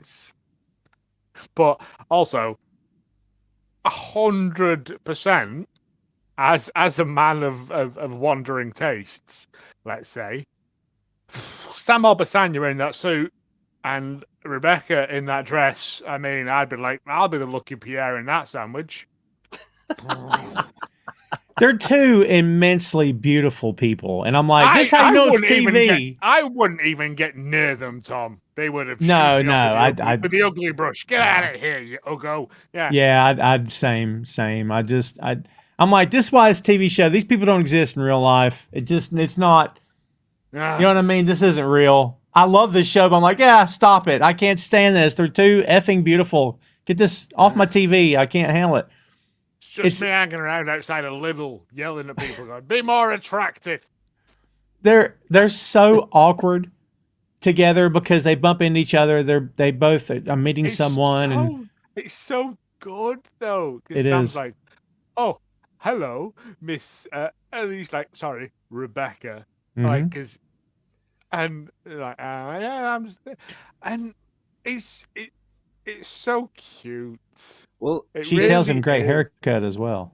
I was gonna say, with the awkwardness, like he says she looks beautiful, and she says your hair looks great. Yeah. And it's like that awkward small talk before the realization is so good, because when the realization hits and Sam eventually talks around, then all the awkwardness is gone. It's so Because big. they sit there and she's like, "Oh well, I'm not going to disrupt you from your evening." And but then she goes, "Oh, Keeley says hello." Like, she, even though she's not going to disrupt him, Keeley's here as well. And then she sends a message to him, or vice versa, and they both hear the chime. Yeah, he says, and we get this good long shot of them both like going slowly turning around. Yeah. Yeah, he sends her a message saying, "I'm at the bar, blue suit," and then Rebecca just like, he hears Rebecca's phone go off, and Rebecca goes, "Oh shit!" And she's like, "No, I can't do this. What are you, 21?" 24, and 24, and he says 21. I got them around, but yeah. Oh my god, I'm a pedophile. And that again, second pedo reference in 2 weeks, I think. Yeah. She's like, I've groomed you. And he says, all those messages, I was grooming you. So good. Yeah. Oh my god. As well, like Sam's, again, like it shows Rebecca's like out of her comfort zone completely with this, because Sam's like so cool about it all. He's just like, well, look, fair enough. If you don't feel comfortable with this being a date, we can just say, if anyone asks, we can just say we bumped into each other and we both hungry and on our own, and asked each other if we could join each other. Yeah. And she just goes, "I am quite hungry." And then we get that lovely montage of them just chatting and laughing and eating food, and like it's a really lovely thing. And listen, let's be honest. He's been taken with her for a while because she is gorgeous. Yeah, I think they're both sort of like, because you've got to think that while they're sitting there eating that food as well, they'll be like, "Well, we had all these back and forth conversations on banter. Like, we must have something, like, because at no point has he sent me a picture of his penis. You know what I mean? That's a big deal. Apparently so. Evidently so. Yeah. It's a great moment. There's a song playing. It's "Loving Is Easy" by Rex Orange County. It's playing in the background. They're both obviously enjoying each other's company. It's a great little scene, which we don't know if it's going to go anywhere or not, but you kind of think, but you're not sure. But we do end up going back to Dr. Sharon's place. She's watching Lust Conquers All Stars. It's the final. It's the final. Ted calls her from the pub. He's playing the Wizard of Oz pinball machine. And he says, I'm going to call you every 20 minutes, standard concussion protocol. But I'm going to change my voice every time I call you so it stays exciting for you. So he does Kermit the Frog, and Sudeikis has a mean Kermit the Frog. He does do a good Kermit, yeah. Really good. And he does a good Miss Piggy later in the call as well. It's true, yeah. Oh, yeah. She says, I'm fine, Coach Lasso, so he has to do Sling Blade. Then I'll talk to you in 20. It's funny because it just says, then I'll talk to you in 20 minutes. Sling Blade, Like that, he has to say the movie title. Tell her who it is. She won't know. Well, it's interesting, isn't it? Because like just before he ends the call, she like basically sort of she practices what she's kind of been like preached to about, where she like opens up to him and says thanks. I was scared before, and you like put my mind at ease. You took my mind off everything. We get that lovely shot, don't we? Yeah, and as Ted's like about to sort of do a Tedism, she goes, "No, don't do that. I just wanted to tell you that." And then Ted kind of realized, okay, she's opening the doors to like the back and forth here now. I've got her, she's got me. Yeah. Yeah. We've met in the middle, which is literally what this episode could have been called. Yeah. It is. I will also say though, it's the fact that that pinball machine would not be in that pub, because that pinball machine is worth about $8,000. I believe the original Wizard of Oz pinball machine. Damn. Yeah. I looked into them a while back to buy my dad one, because my dad's really into pinball, because he's a 1950s boy. They're well expensive, and I looked at getting one of the computer, like LCD, like a digital one, and he was like, "Nope." I was like, "Well, I'll just buy you one," and he was like, "No, what a proper one?" I was like, "You getting out then?" There's a really good bar in Birmingham called Tilt. It's a pinball bar, mate. Up in come up with Barry, mate. We've got Arcade Club. We've got like a room full of pinball tables, mate. I will definitely take you up on that. Yeah. And Christmas like night out. Christmas night out.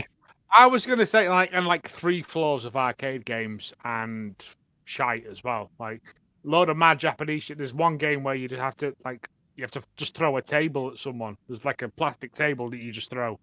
I don't know what that's about. Yeah. Anyway, I will give that a go. It's a good scene, and I love the idea that Sharon and Ted are finally, they're finally like we've always said since season 1, Ted gets on the same page with people, or they get on the same page with Ted. Maybe is a better way to say it. But did you hear the background information of like the show she was listening to? Was it Lust Island? Lust Conquers All Stars. Yeah, it was the guy. The guy who wins it is the guy that was up for eviction with Jamie. Interesting. Oh, really? I missed that. I think he was called like Tobogganson or something. That's probably not his name, because that's not a real name, is it? But yeah, it was the guy that was up against it. He's just a little, again, like we said before, little stuff. Continuity. They've got those little seeds you sow throughout. Yeah, they've got continuity throughout this whole series. We get the next bit with Sam. He's walked Rebecca to her front door. They're both laughing. He compliments her bag, and it's a huge bag. She reminds him that this wasn't a date. He says, "Okay, can we not do this again sometime?" He's smitten with her, guys. We see that a mile away. Who wouldn't be, right? She says, adorable. Yeah, she says, "I'm going in alone." Any of you had these things where like you're dating women well above your station in life? Yeah, because I have. Like, and I've been roasted from a house by the servants. Like, wow! Genuinely, I've been ushered from a house. Never had that. Nah. Yeah, it's not he's particularly charming. He's reluctantly agreeing with her, and he says, "Look, we got a big game on Sunday. We both need our rest." But she kisses him out of the blue, and then she goes in and she tells him goodnight, shuts the door. And if you see through the glass, he stands there for a long time. He kind of like has his head in his hands, doesn't he? As well, like it's very Richard Curtis. Yeah. I was thinking that, because the way it's shot as well, where like she goes in, she leans against the door, and he's stood there with like his head in his hands, and he's just like, eventually walks away. She was going to open up the door and go, it was all a test. No, she put down the barrier. Well, because she kisses him, and then she goes, because like obviously she wants more to happen, but she's got like business Rebecca's head on at the same time. Exactly. What could have helped there was a little phone call, couldn't it? Keely, shag him. Right. They what's cool is the next bit. We're finally approaching game time here, kids. The name of this episode is Man City, after all. They walk out on the pitch, mate, and we've been here for 800 hours, and we've not even got to the actual main point. I know, right? They walk out of the pitch, how good and this show is. there's a lot. There's so much here, man. A lot of stuff. They walk out of the pitch in Wembley Stadium with a big orchestra playing behind it for the scene. They're taking it all in. Ted tries to give a pep talk. It's not working out too good because he says, "I want you to close your eyes, look around." I mean, well, you know what I mean. Just open them up and take it all in.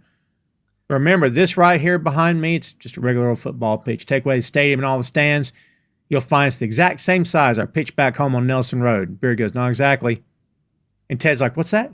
Just he didn't expect Beard to interrupt him. No, Bed's done his search, mate. Bed's So done his good. research on this. Well, it's like when we went to All In and they kept referring to it as like historical Wembley Stadium. It's like it's a different stadium. Different That's So stadium. give me the lowdown on There this. used to Why be an old are there? There used to be a Wembley Stadium that was over there. They knocked Yeah. that down. They built a new one over here. So Wembley what? So records from about So- 1992-ish or something. I don't know. When Which did the other one get knocked down? I was well after 92. It was like 2000. Ah, well, yeah. Everything after that doesn't count. was it Yeah, so- outdated? Was it falling down? Why they? Different building. No, it was just. It was an old ground, but they just essentially wanted to expand it. So the easiest way to expand it was to demolish the old Wembley and build a new one down the road. What was the feeling for everybody over there? Were you guys like, "Are you people? Are you crazy?" Was that the feeling or no?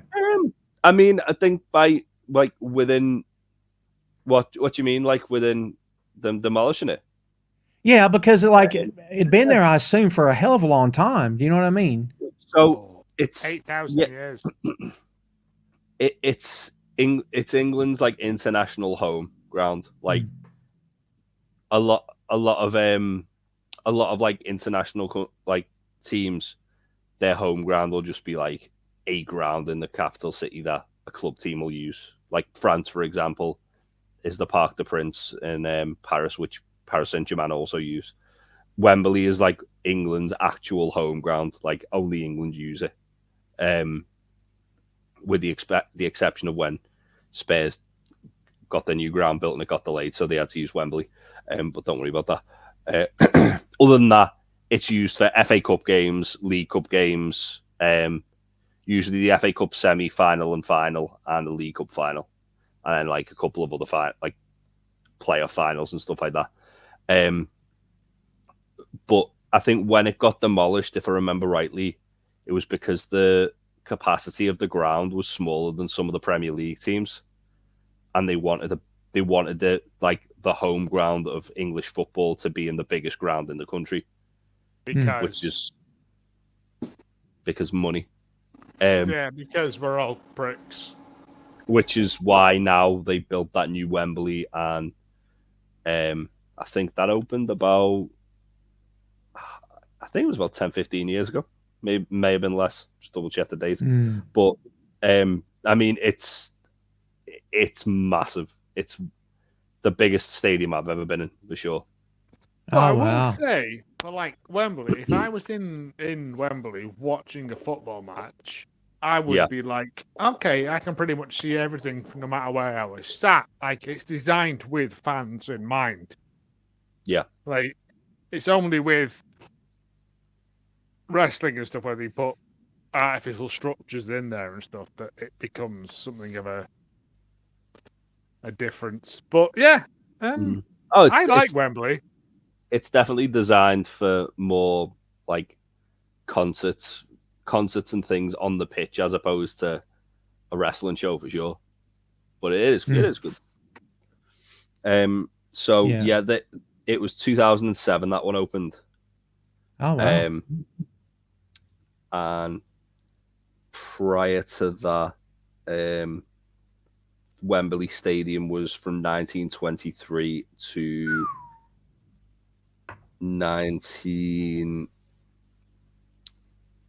2000 it closed. So, Wow. and then it was demolished. It was demolished in I was 2000. going to say, I'm sure they had to hold like football finals elsewhere, didn't they, for a while? Yeah, they held them in the Millennium Stadium in Cardiff for a couple of years. So I was a little bit wrong about the original Wembley Stadium with the capacity. It was more of like a safety thing. So essentially, it was all stands, weren't it? Yeah, there was a lot of standing, which got outlawed pretty much from all. Like it's gradually coming back. I don't need that. Yeah, I don't want that.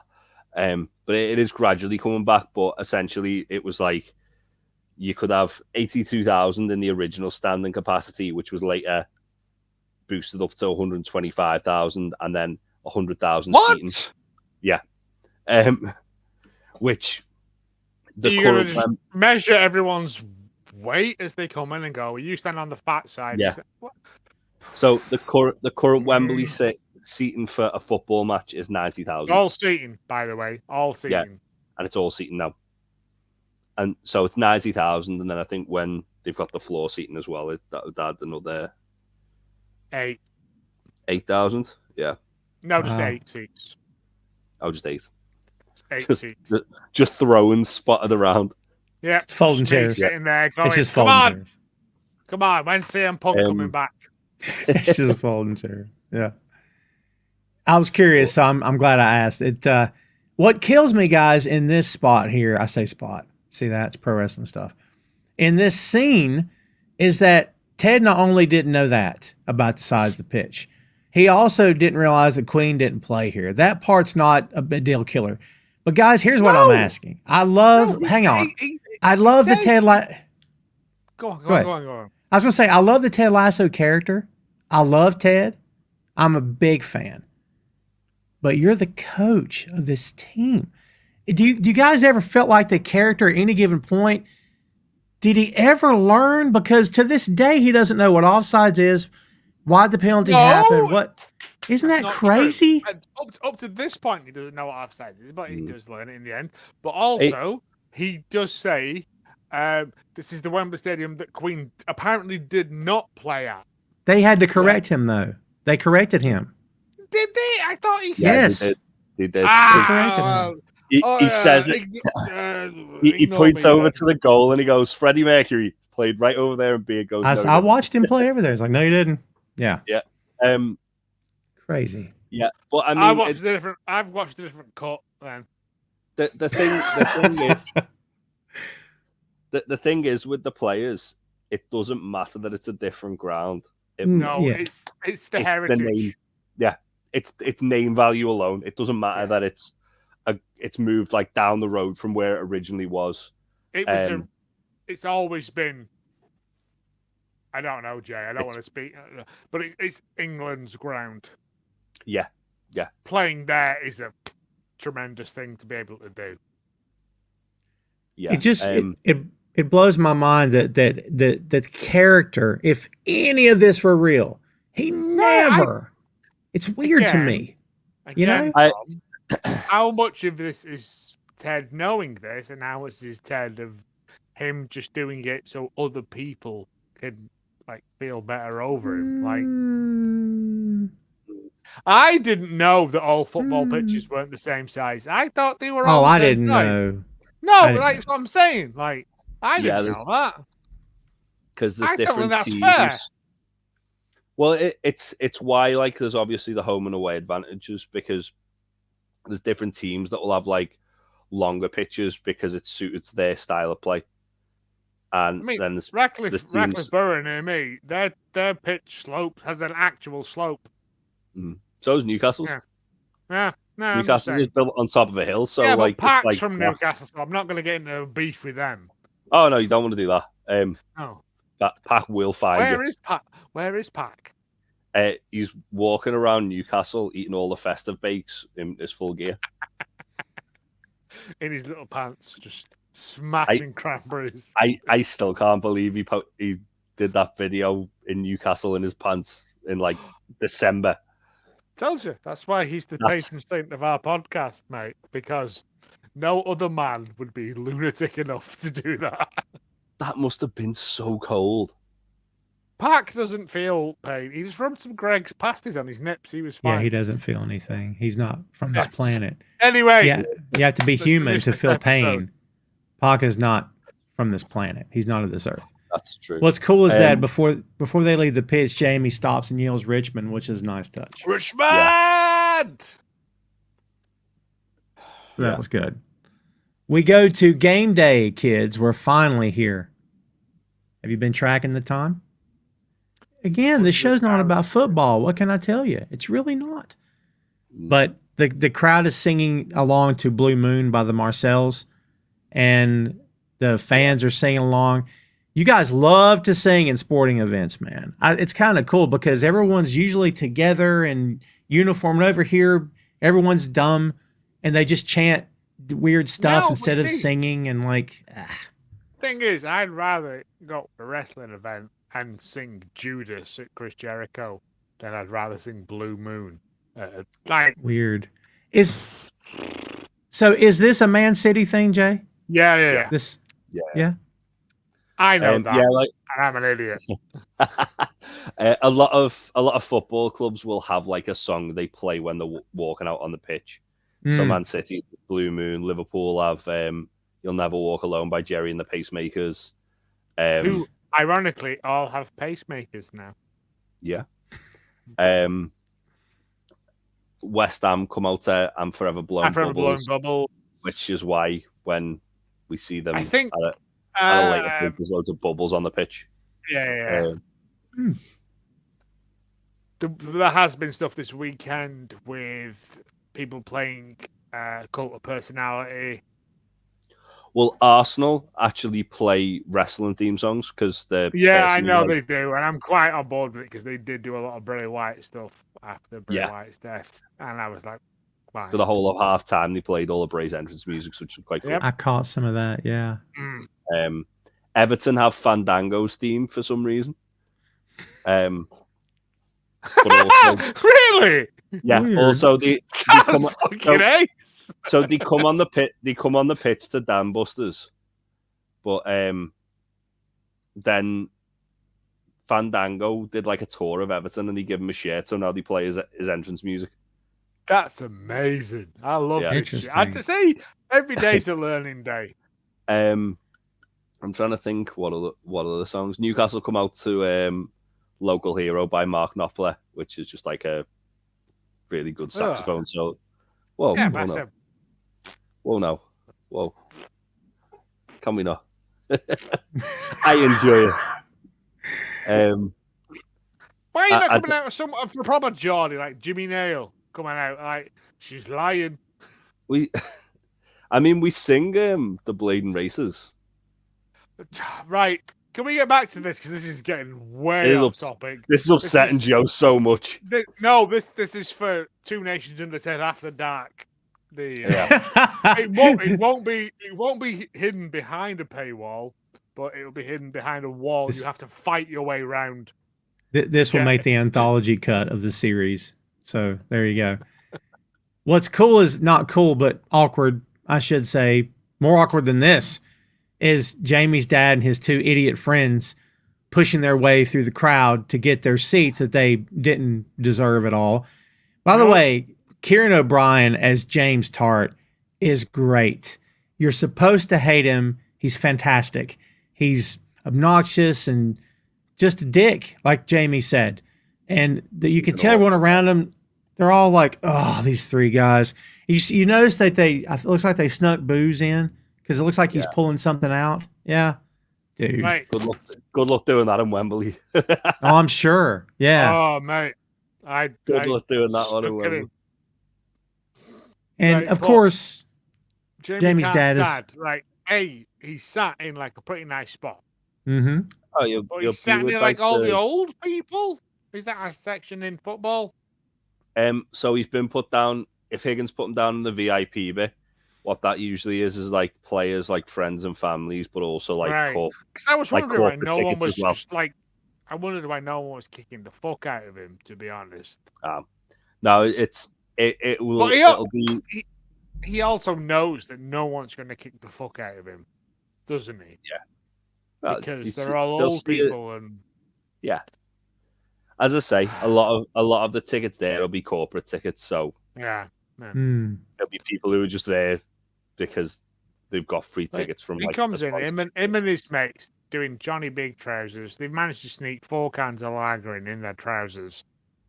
And I was just like, oh Christ, this is the worst. And they're all people. wearing Man City jerseys. He's got Jamie's Man City jersey on because they're Man City fans. He can only get tickets for it by leeching off his son. So he's done that knobhead thing of sitting in the home side. Well, he's sitting in the opposite. It's just not. There's no home away, is there? It's a Wembley. Yeah, but with that, it's so with a cup game, it'll literally be split 50-50. But then it's more realistically, it's more like 45, 10. So he'll be in like the 10 bit where it's all like the kind of friends, family, corporate. He's mouthing off though. He's mouthing off, and they're like, "Oh yeah, my son's down there. My son is doing this." My son got me these. Not that he's playing for the right team, was one of the things he said. Swear to God, he's like literally the best thing that's ever come out of your scrotum. He is entertaining. We know he's horrible, but the way he talks, he's supposed to be a horrible person, but he's so funny. Horrible. I hate him viscerally to my core. Because, like, if you're around him, you wouldn't want to be around him. But he's also I wouldn't be his mate. I wouldn't be a bug or a Johnny Tremendous, or whatever he was called. Like he is his friend. He is offensive to a point, and then he'll pull back because he doesn't really want to get into a fight with anybody. Do you know what I mean? But that's a Mancunian thing of like, oh no, I was only messing, mate. Yeah. I was only messing. He does it later no, too. No, you're oh no, yeah, I know he does, and that's what makes me think someone's done research. Yeah, we see. Oh, dude, this whole show. Yeah, the nuanced scenes in this show is, the way they piece it together is awesome. We see Paul, Jeremy, and Baz in the pub. And Baz says, "We win this match, we get Richmond tattoos." May says, "Already got one." Jeremy says, "Where?" She goes, "Mind your fucking business," which is great. It's awesome because we get this scene. There's this photo, and trust me, I'm the guy what does the thumbnails for this series, okay? But this photo of all the coaches backstage putting their hands in, backstage, God, the pro wrestling stuff, putting their hands in this together in this room has made the rounds. It's one of those Ted Lasso circulated photos, but like this comes about because Ted is doing deep breathing exercises, and Beard notices this, and he's like, "Okay, coach," and you can tell, like, is he having a heart attack? What's going on? Yeah, no, it's lovely that Beard notices first because he's shit. That's my mate, and it's true. You okay? You all right? You know, like anyone would. Like if you notice your mate's acting weird, oh shit, you all right, mate? Yeah, I mean he's fine. Okay. He says, "I'm just doing some breathing," and we just get this lovely scene. Go on, sorry. Oh, it's awesome. It is lovely. It's these guys as a core, except for one of them, who keeps turning and sliding down the hill. Do you know what I mean? In the fight in the spacesuit. It's yeah. Like yeah. Go ahead, Jay. Yeah, I was gonna say I picked up on I think what you're about to say with Nate, where so first of all, he like when Beard asks if Ted's okay, Nate's first thing is, "Oh, you're not gonna have food poisoning again, are you?" But the way he says it's a bit dismissive about it, almost like he's hoping that something will happen so he can step in and be the wonderkind again. And Roy's like, "You didn't have any prawn cocktail, did you, Ted?" But then Ted goes, "Oh God, no!" Like he's like very dismissive. No one eats a prawn cocktail. So yeah, then Higgins comes in and like kind of to usher them to. He goes, say it's time. It's time. It's like a hanging. Yeah. Oh man. So what's interesting there is that like it's something they don't show often, but they're obviously showing it here, which is cool. Is that when like there's the walkout on the pitch, the players will always go first, and then the coaching staff will follow. So it's cool that they've done that where like the team's already in the tunnel at this point when this moment's happening. Yeah, and then as they're all leaving, Ted kind of like opens up about his anxiety and telling them then prompts all of them to kind of like admit to something that was like sort of like they felt like it was a bit of a stigma of something that they were doing. So like Higgins said he messed up the time difference on the transfer deadline, so they missed out on a player. Roy said he doesn't read the scout reports. And Nate never going to. Nate kind of his reaction when Ted mentions the anxiety is almost like disdain for it, like almost like disgust. And then when Nate says his thing, it's like, oh well, I've been sitting on these ideas for ages. I just act like they've just come to me because it makes me look better. It's like, well, that's not like a stigmatizing thing that you kind of want to admit to among friends, is it? Very, very weak thing to do. Yeah. Yeah. But, as we've already discussed, Nate is a weak person. Like, it is that thing. Yeah. But like Coach Beard then goes, I was on mushrooms for an entire match. And then Roy goes like, Port Vale? Was it Port Vale? Yeah. Mm-hmm. Yeah. And he goes, like they knew, like they got each other's backs. Like Ted's formed this weird union of misfits. Yeah, I love the fact that he goes, it won't happen again, and then everyone asks him how, and then he was like, oh well, me and Jane like drank from the wrong teapot. I drank from the right. Hold my hands up. I have drank from the wrong teapot before now. My favorite part though is Ted's not bothered about the mushrooms bit. He's more bothered that Beard drank tea. Oh shit! Yeah, it's awesome. He's like, when were you going to tell me? Oh, that's an ongoing thing as well. Yeah. Oh. Hey, look, this moment is great. We all had a laugh. This is going to come back in a big bad way. Thanks to Mr. Shelley. Thanks to Mr. Shelley. Who's going to go doing this? Yeah. Because it triggered my memory. Is it all him? Is it all his fault? Is it some of it his fault? Is it mostly his fault? We don't know. Because they start the match, don't they? And then they start getting buried by. Oh, dude, yeah, they're like I know it's only from like a set position angle and stuff, but they're getting buried by.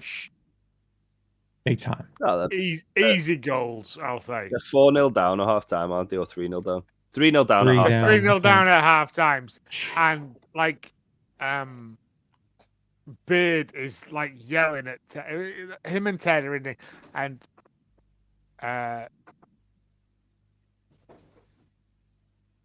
yeah. I was yeah. Oh, sorry.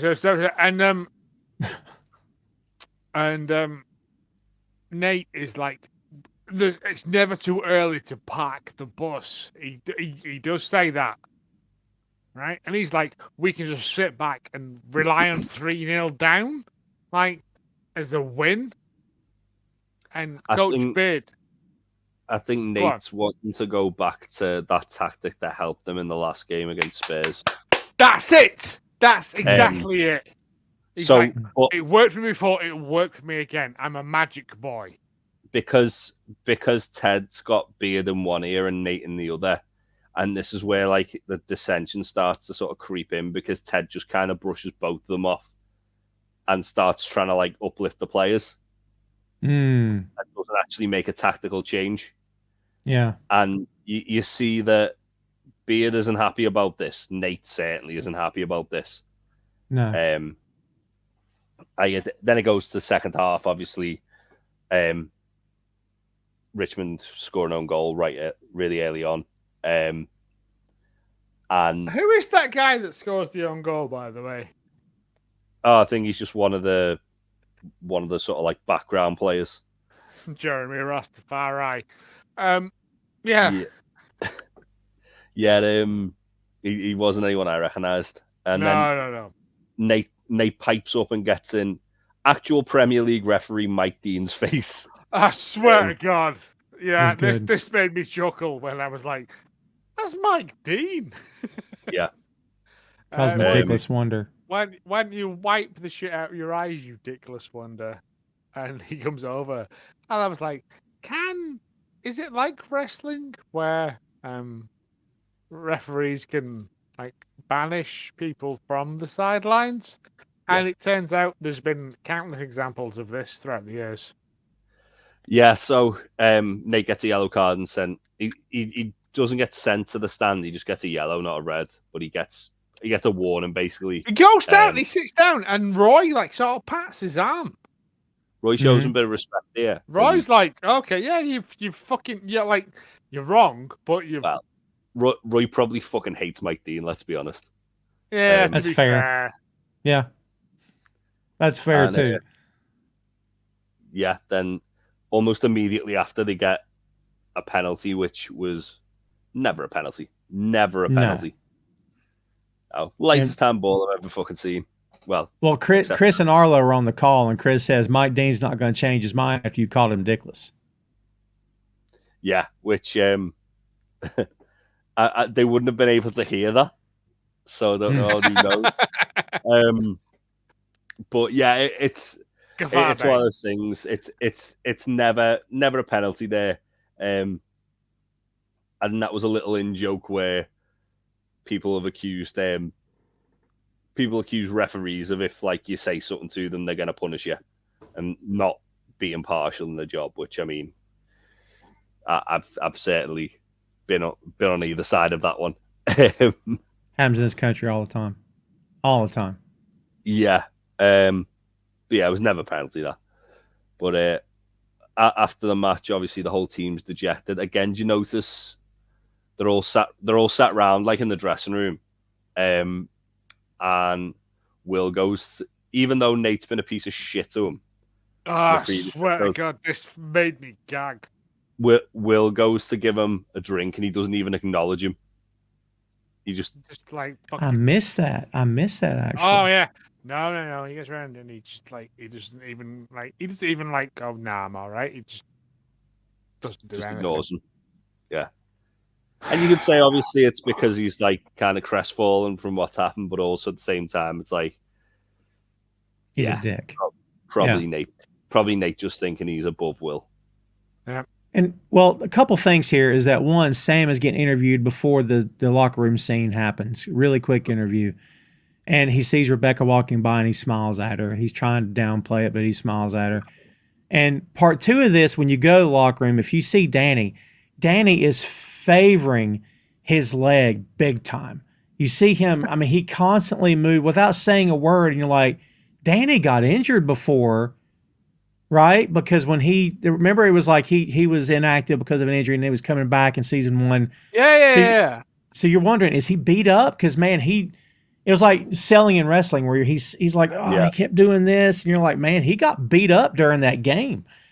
You know what I mean? So I love the little details they put in. I honestly didn't pick up on that, so thank you for that. Well, this scene is, I was telling Joe before we went live on the mic here, was that I made the mistake of watching this again directly before we started recording. I had tears in my eyes again because Jamie's dad, worms his way into the locker room and he's having a go at him and just giving him shit. His own son in front of his teammates, in front of his friends and his coaches. It's not even that. It's the fact is that, like, the security guy goes in and goes, oh, there's someone here to see you. He claims he's your dad. Mm-hmm. And then Jamie goes like,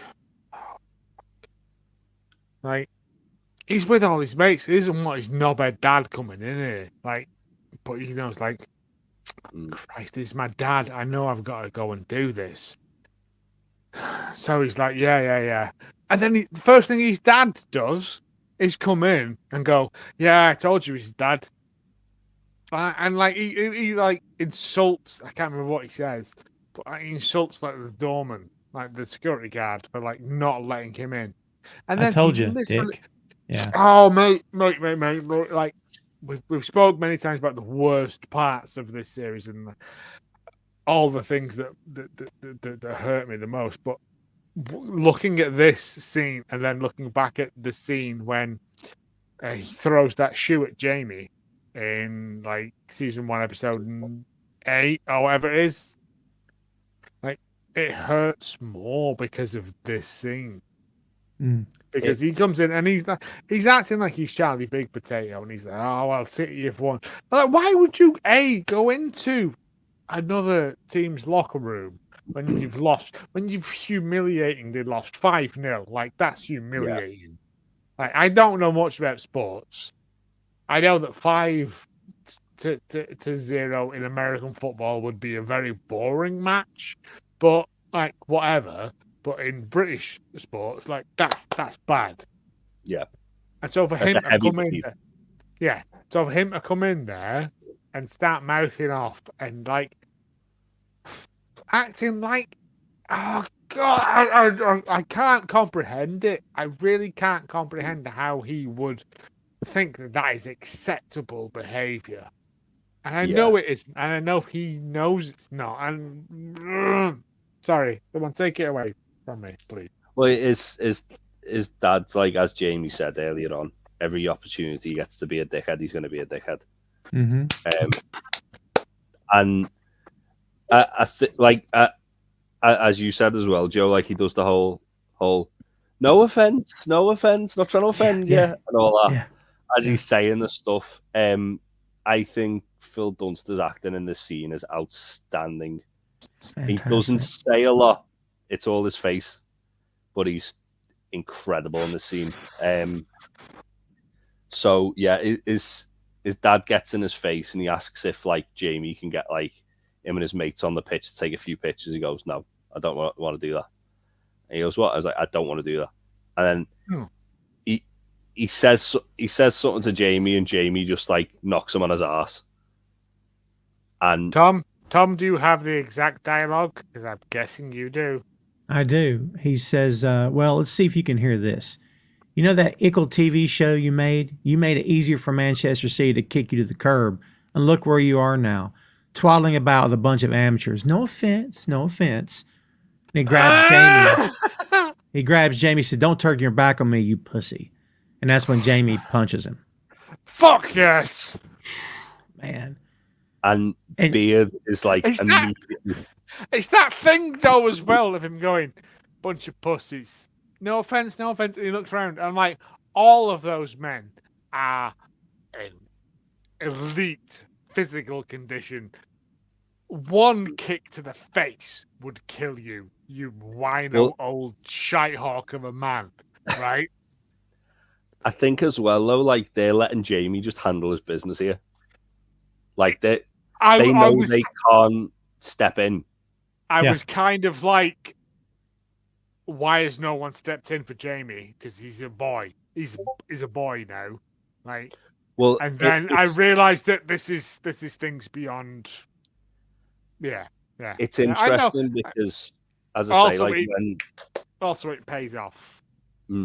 So when Jamie's like standing up to him, it's like Jamie the man. As soon as he throws that punch, it's like he reverts to being like a little boy, like the look on his face, and he's fighting back tears.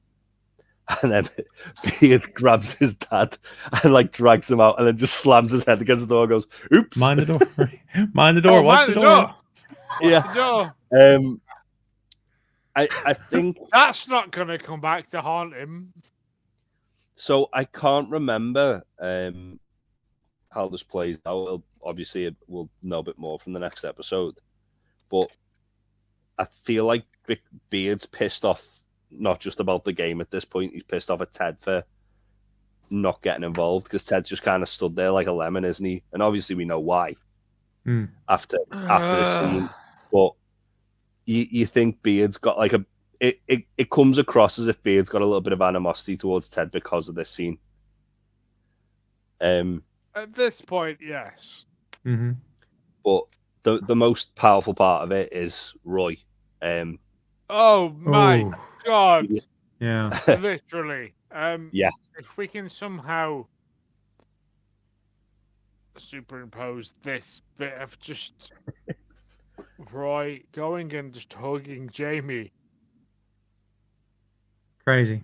Fucking literally made me cry. Did you see when Brett Goldstein got I was and he does that Roy walk where his arms are like this, like no human walks this way, but he walks straight up onto Phil Dunster. Tom, did you see? Tom, that's the yes. walk where your arms exist just behind where you want to be. Yeah. Yeah. Yeah. But it's like because Roy has to project this image of a silverback.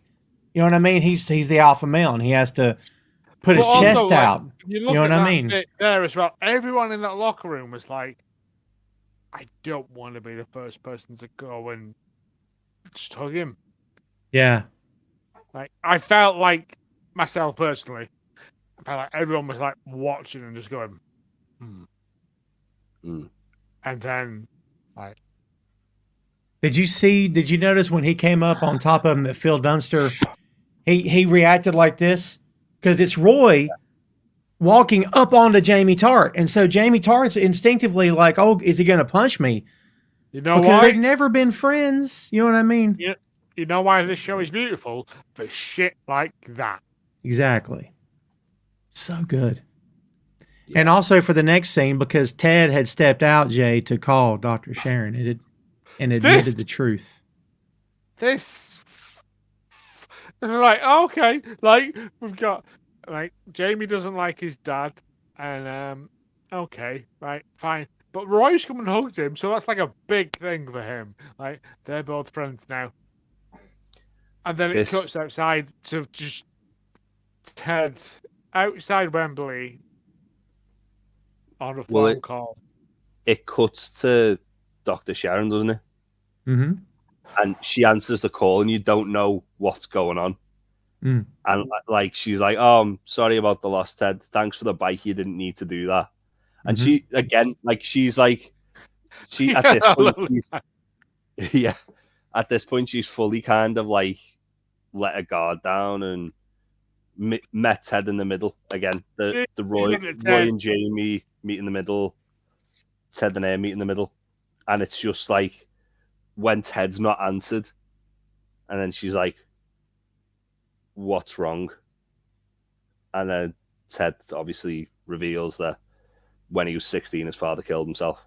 And oh boy, did not what with the way they kind of like did that, where it was like, right, that was a really, really hard to watch scene in the last one, and then it's kind of.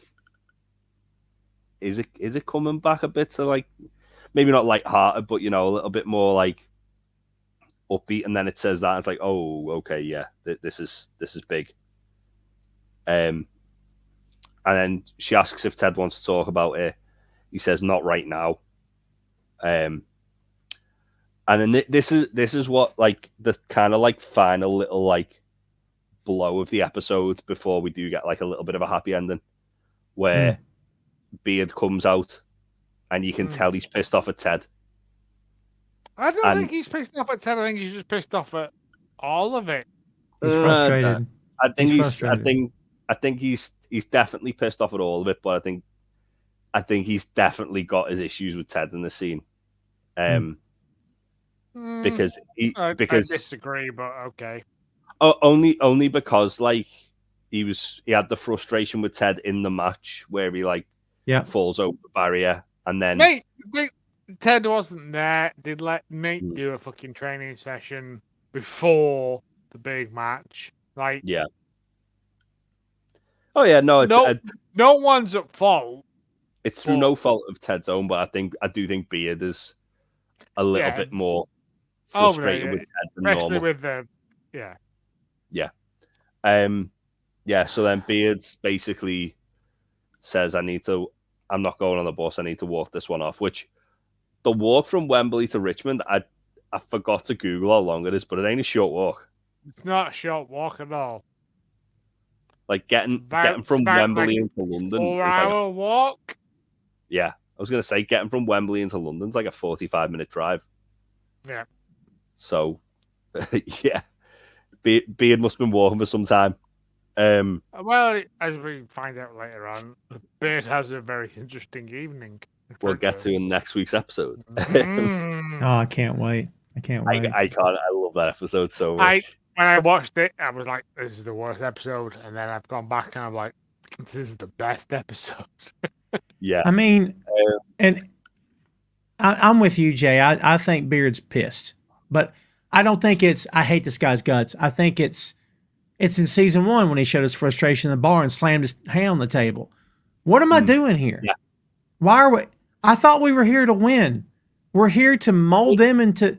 They're not college kids. He's got a point. Yeah, that's got a point. It's his competitive spirit, I think, more than anything. Yeah. But, Also, yeah, having to spend hours upon hours staring at Roy Kent. Yeah. Knowing he probably wants to. I could be doing something there. I could be like. But it's what's interesting with the scene is that obviously Ted's on the phone, he hangs up, and he's still crying his eyes out, and then he hears Beard's voice, and Beard says, "Are you okay, coach?" And Ted's just trying to like act like everything's fine. Mm-hmm.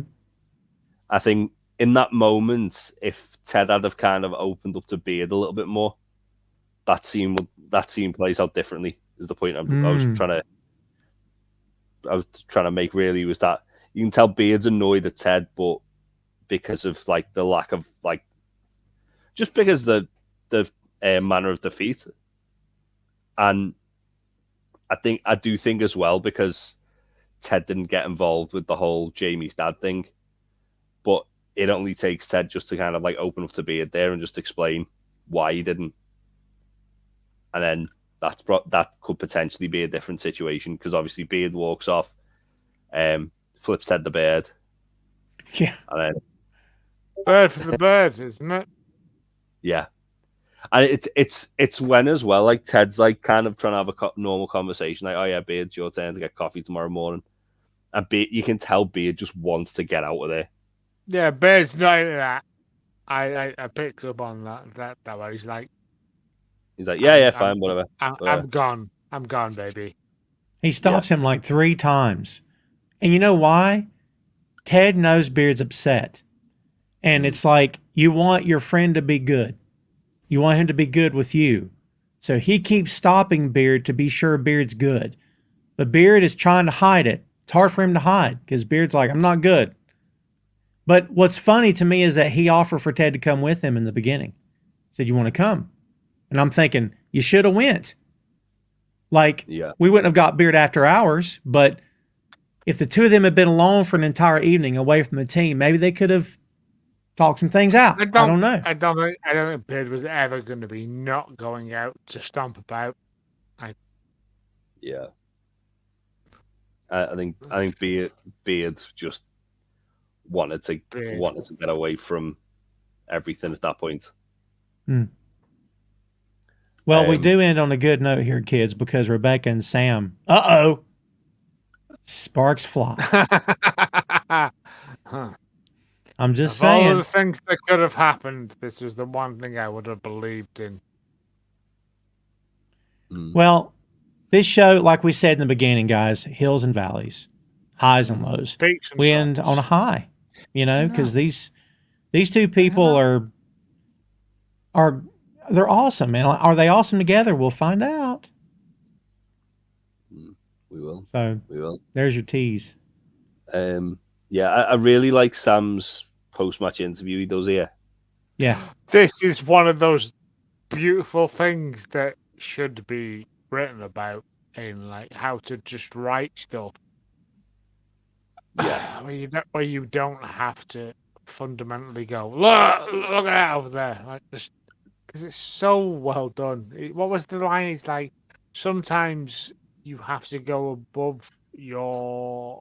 I'm sure someone's got it written down. He says, I imagine you have, Tom. Well, he says, we're disappointed, but we tried. And trying is scary because you can lose a lot, but you have to put your heart out there. So Rebecca is hearing, put your heart over here. And I know this is scary, but we've got something. You know what I mean? That's what she hears. I don't think she hears anything about the team. Obviously, there's a double meaning here. And she texts him on the Banter app and says, I saw your interview. Are you around? He immediately sends her his address. And Well, she goes to send it on Banter, and then she sends it to his personal number. That's right. She does. That's right. Because she has it now.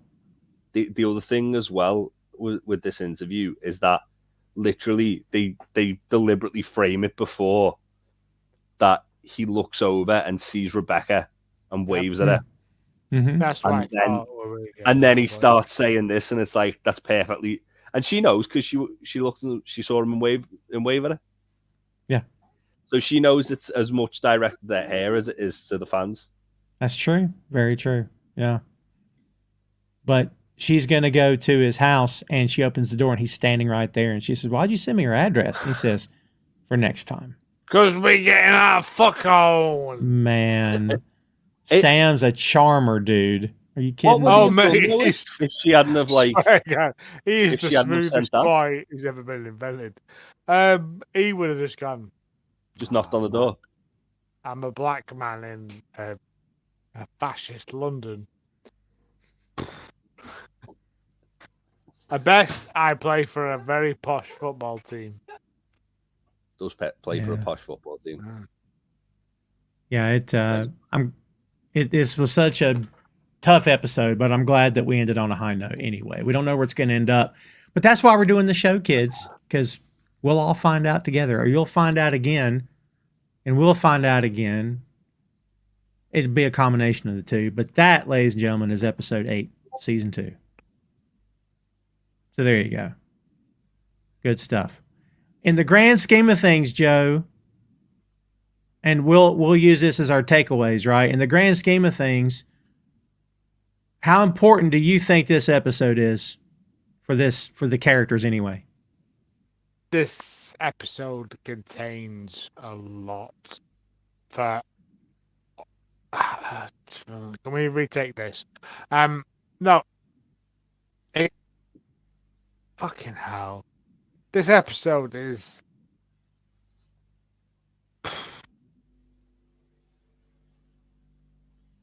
Everything becomes apparent in this episode.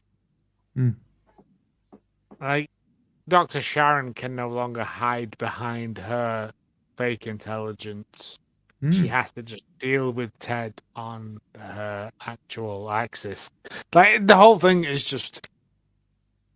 I think this is legitimately the midpoint of the entire episodes.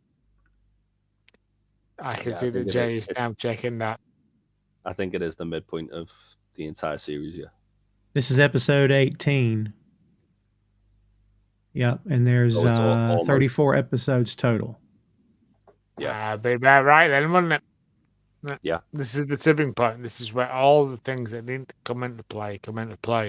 Mm-hmm. Whether it is through legitimate reasons or through things that I'm gonna just stop talking.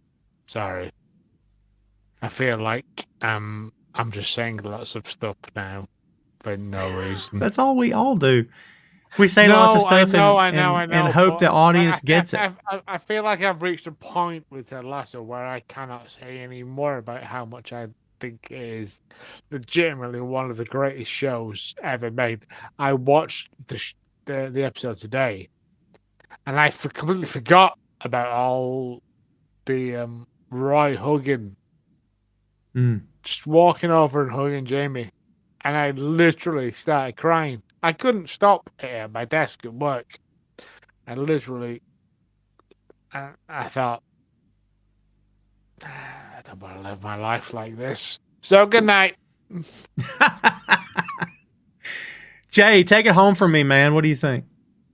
Yeah, to echo what Joe said about it being the tipping point, I definitely think there's a lot. As I say, that they kind of like theme of this episode was meeting people in the middle. There's a lot of that with Ted and Sharon. There's a lot of that with Roy and Jamie, and with Sam and Rebecca as well. There is obviously a lot more to come, but I think that this is kind of where the House of Cards comes falling down, careening into the end of the season 2 before we get to everything going nice again in season 3. Basically, we're in the dark forest now, as Ted would put it. Ooh, well done. Well said. This episode is not the easiest one to go back and rewatch because there's a lot of really hard moments to kind of have to rewatch, but it's executed masterfully, I think. It is. I mean, the brains behind this show are, I mean, no one's even on par with this creative team. I'm telling you, this galactic brains. So amazing, so amazing. And so well done, so well done. Kids, we got a lot more to go. We are just, as we pointed out here today, just over the midpoint of this entire series. We still got a lot more to go, kids. So we thank you for tuning in. Thank you for coming along for the ride. We hope you've enjoyed it. Remember to visit boinkstudios.com, BOINK Studios, boinkstudios, one word.com. And when you get there, you'll see links to all the podcast platforms for this show and 2 other shows that we have as well. We want to thank you guys for tuning in.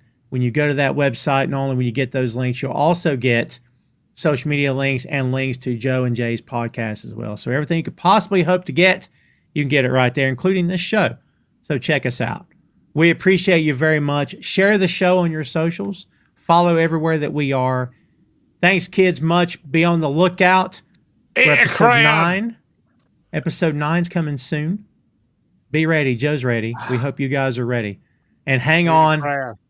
Hang on is coming soon, because I'm telling you, when we get there, Beard After Hours, if you haven't seen it, oh my God. Brace yourselves. Hold on to something, because it's fun. Don't listen to the critics. Don't listen to critics. We're the 3 you should listen to. You want to know why? Because we're fair, and we also love this show. We're not haters. I'm saying... to be fair, we are like the... To be fair, we're biased. As the anus of everything. We're extremely heavily biased, to be fair. So thanks again, kids. That's it for us. We'll see you next time. We appreciate you very much. For Joe and for Jay, I'm Tom. See you next time, kids.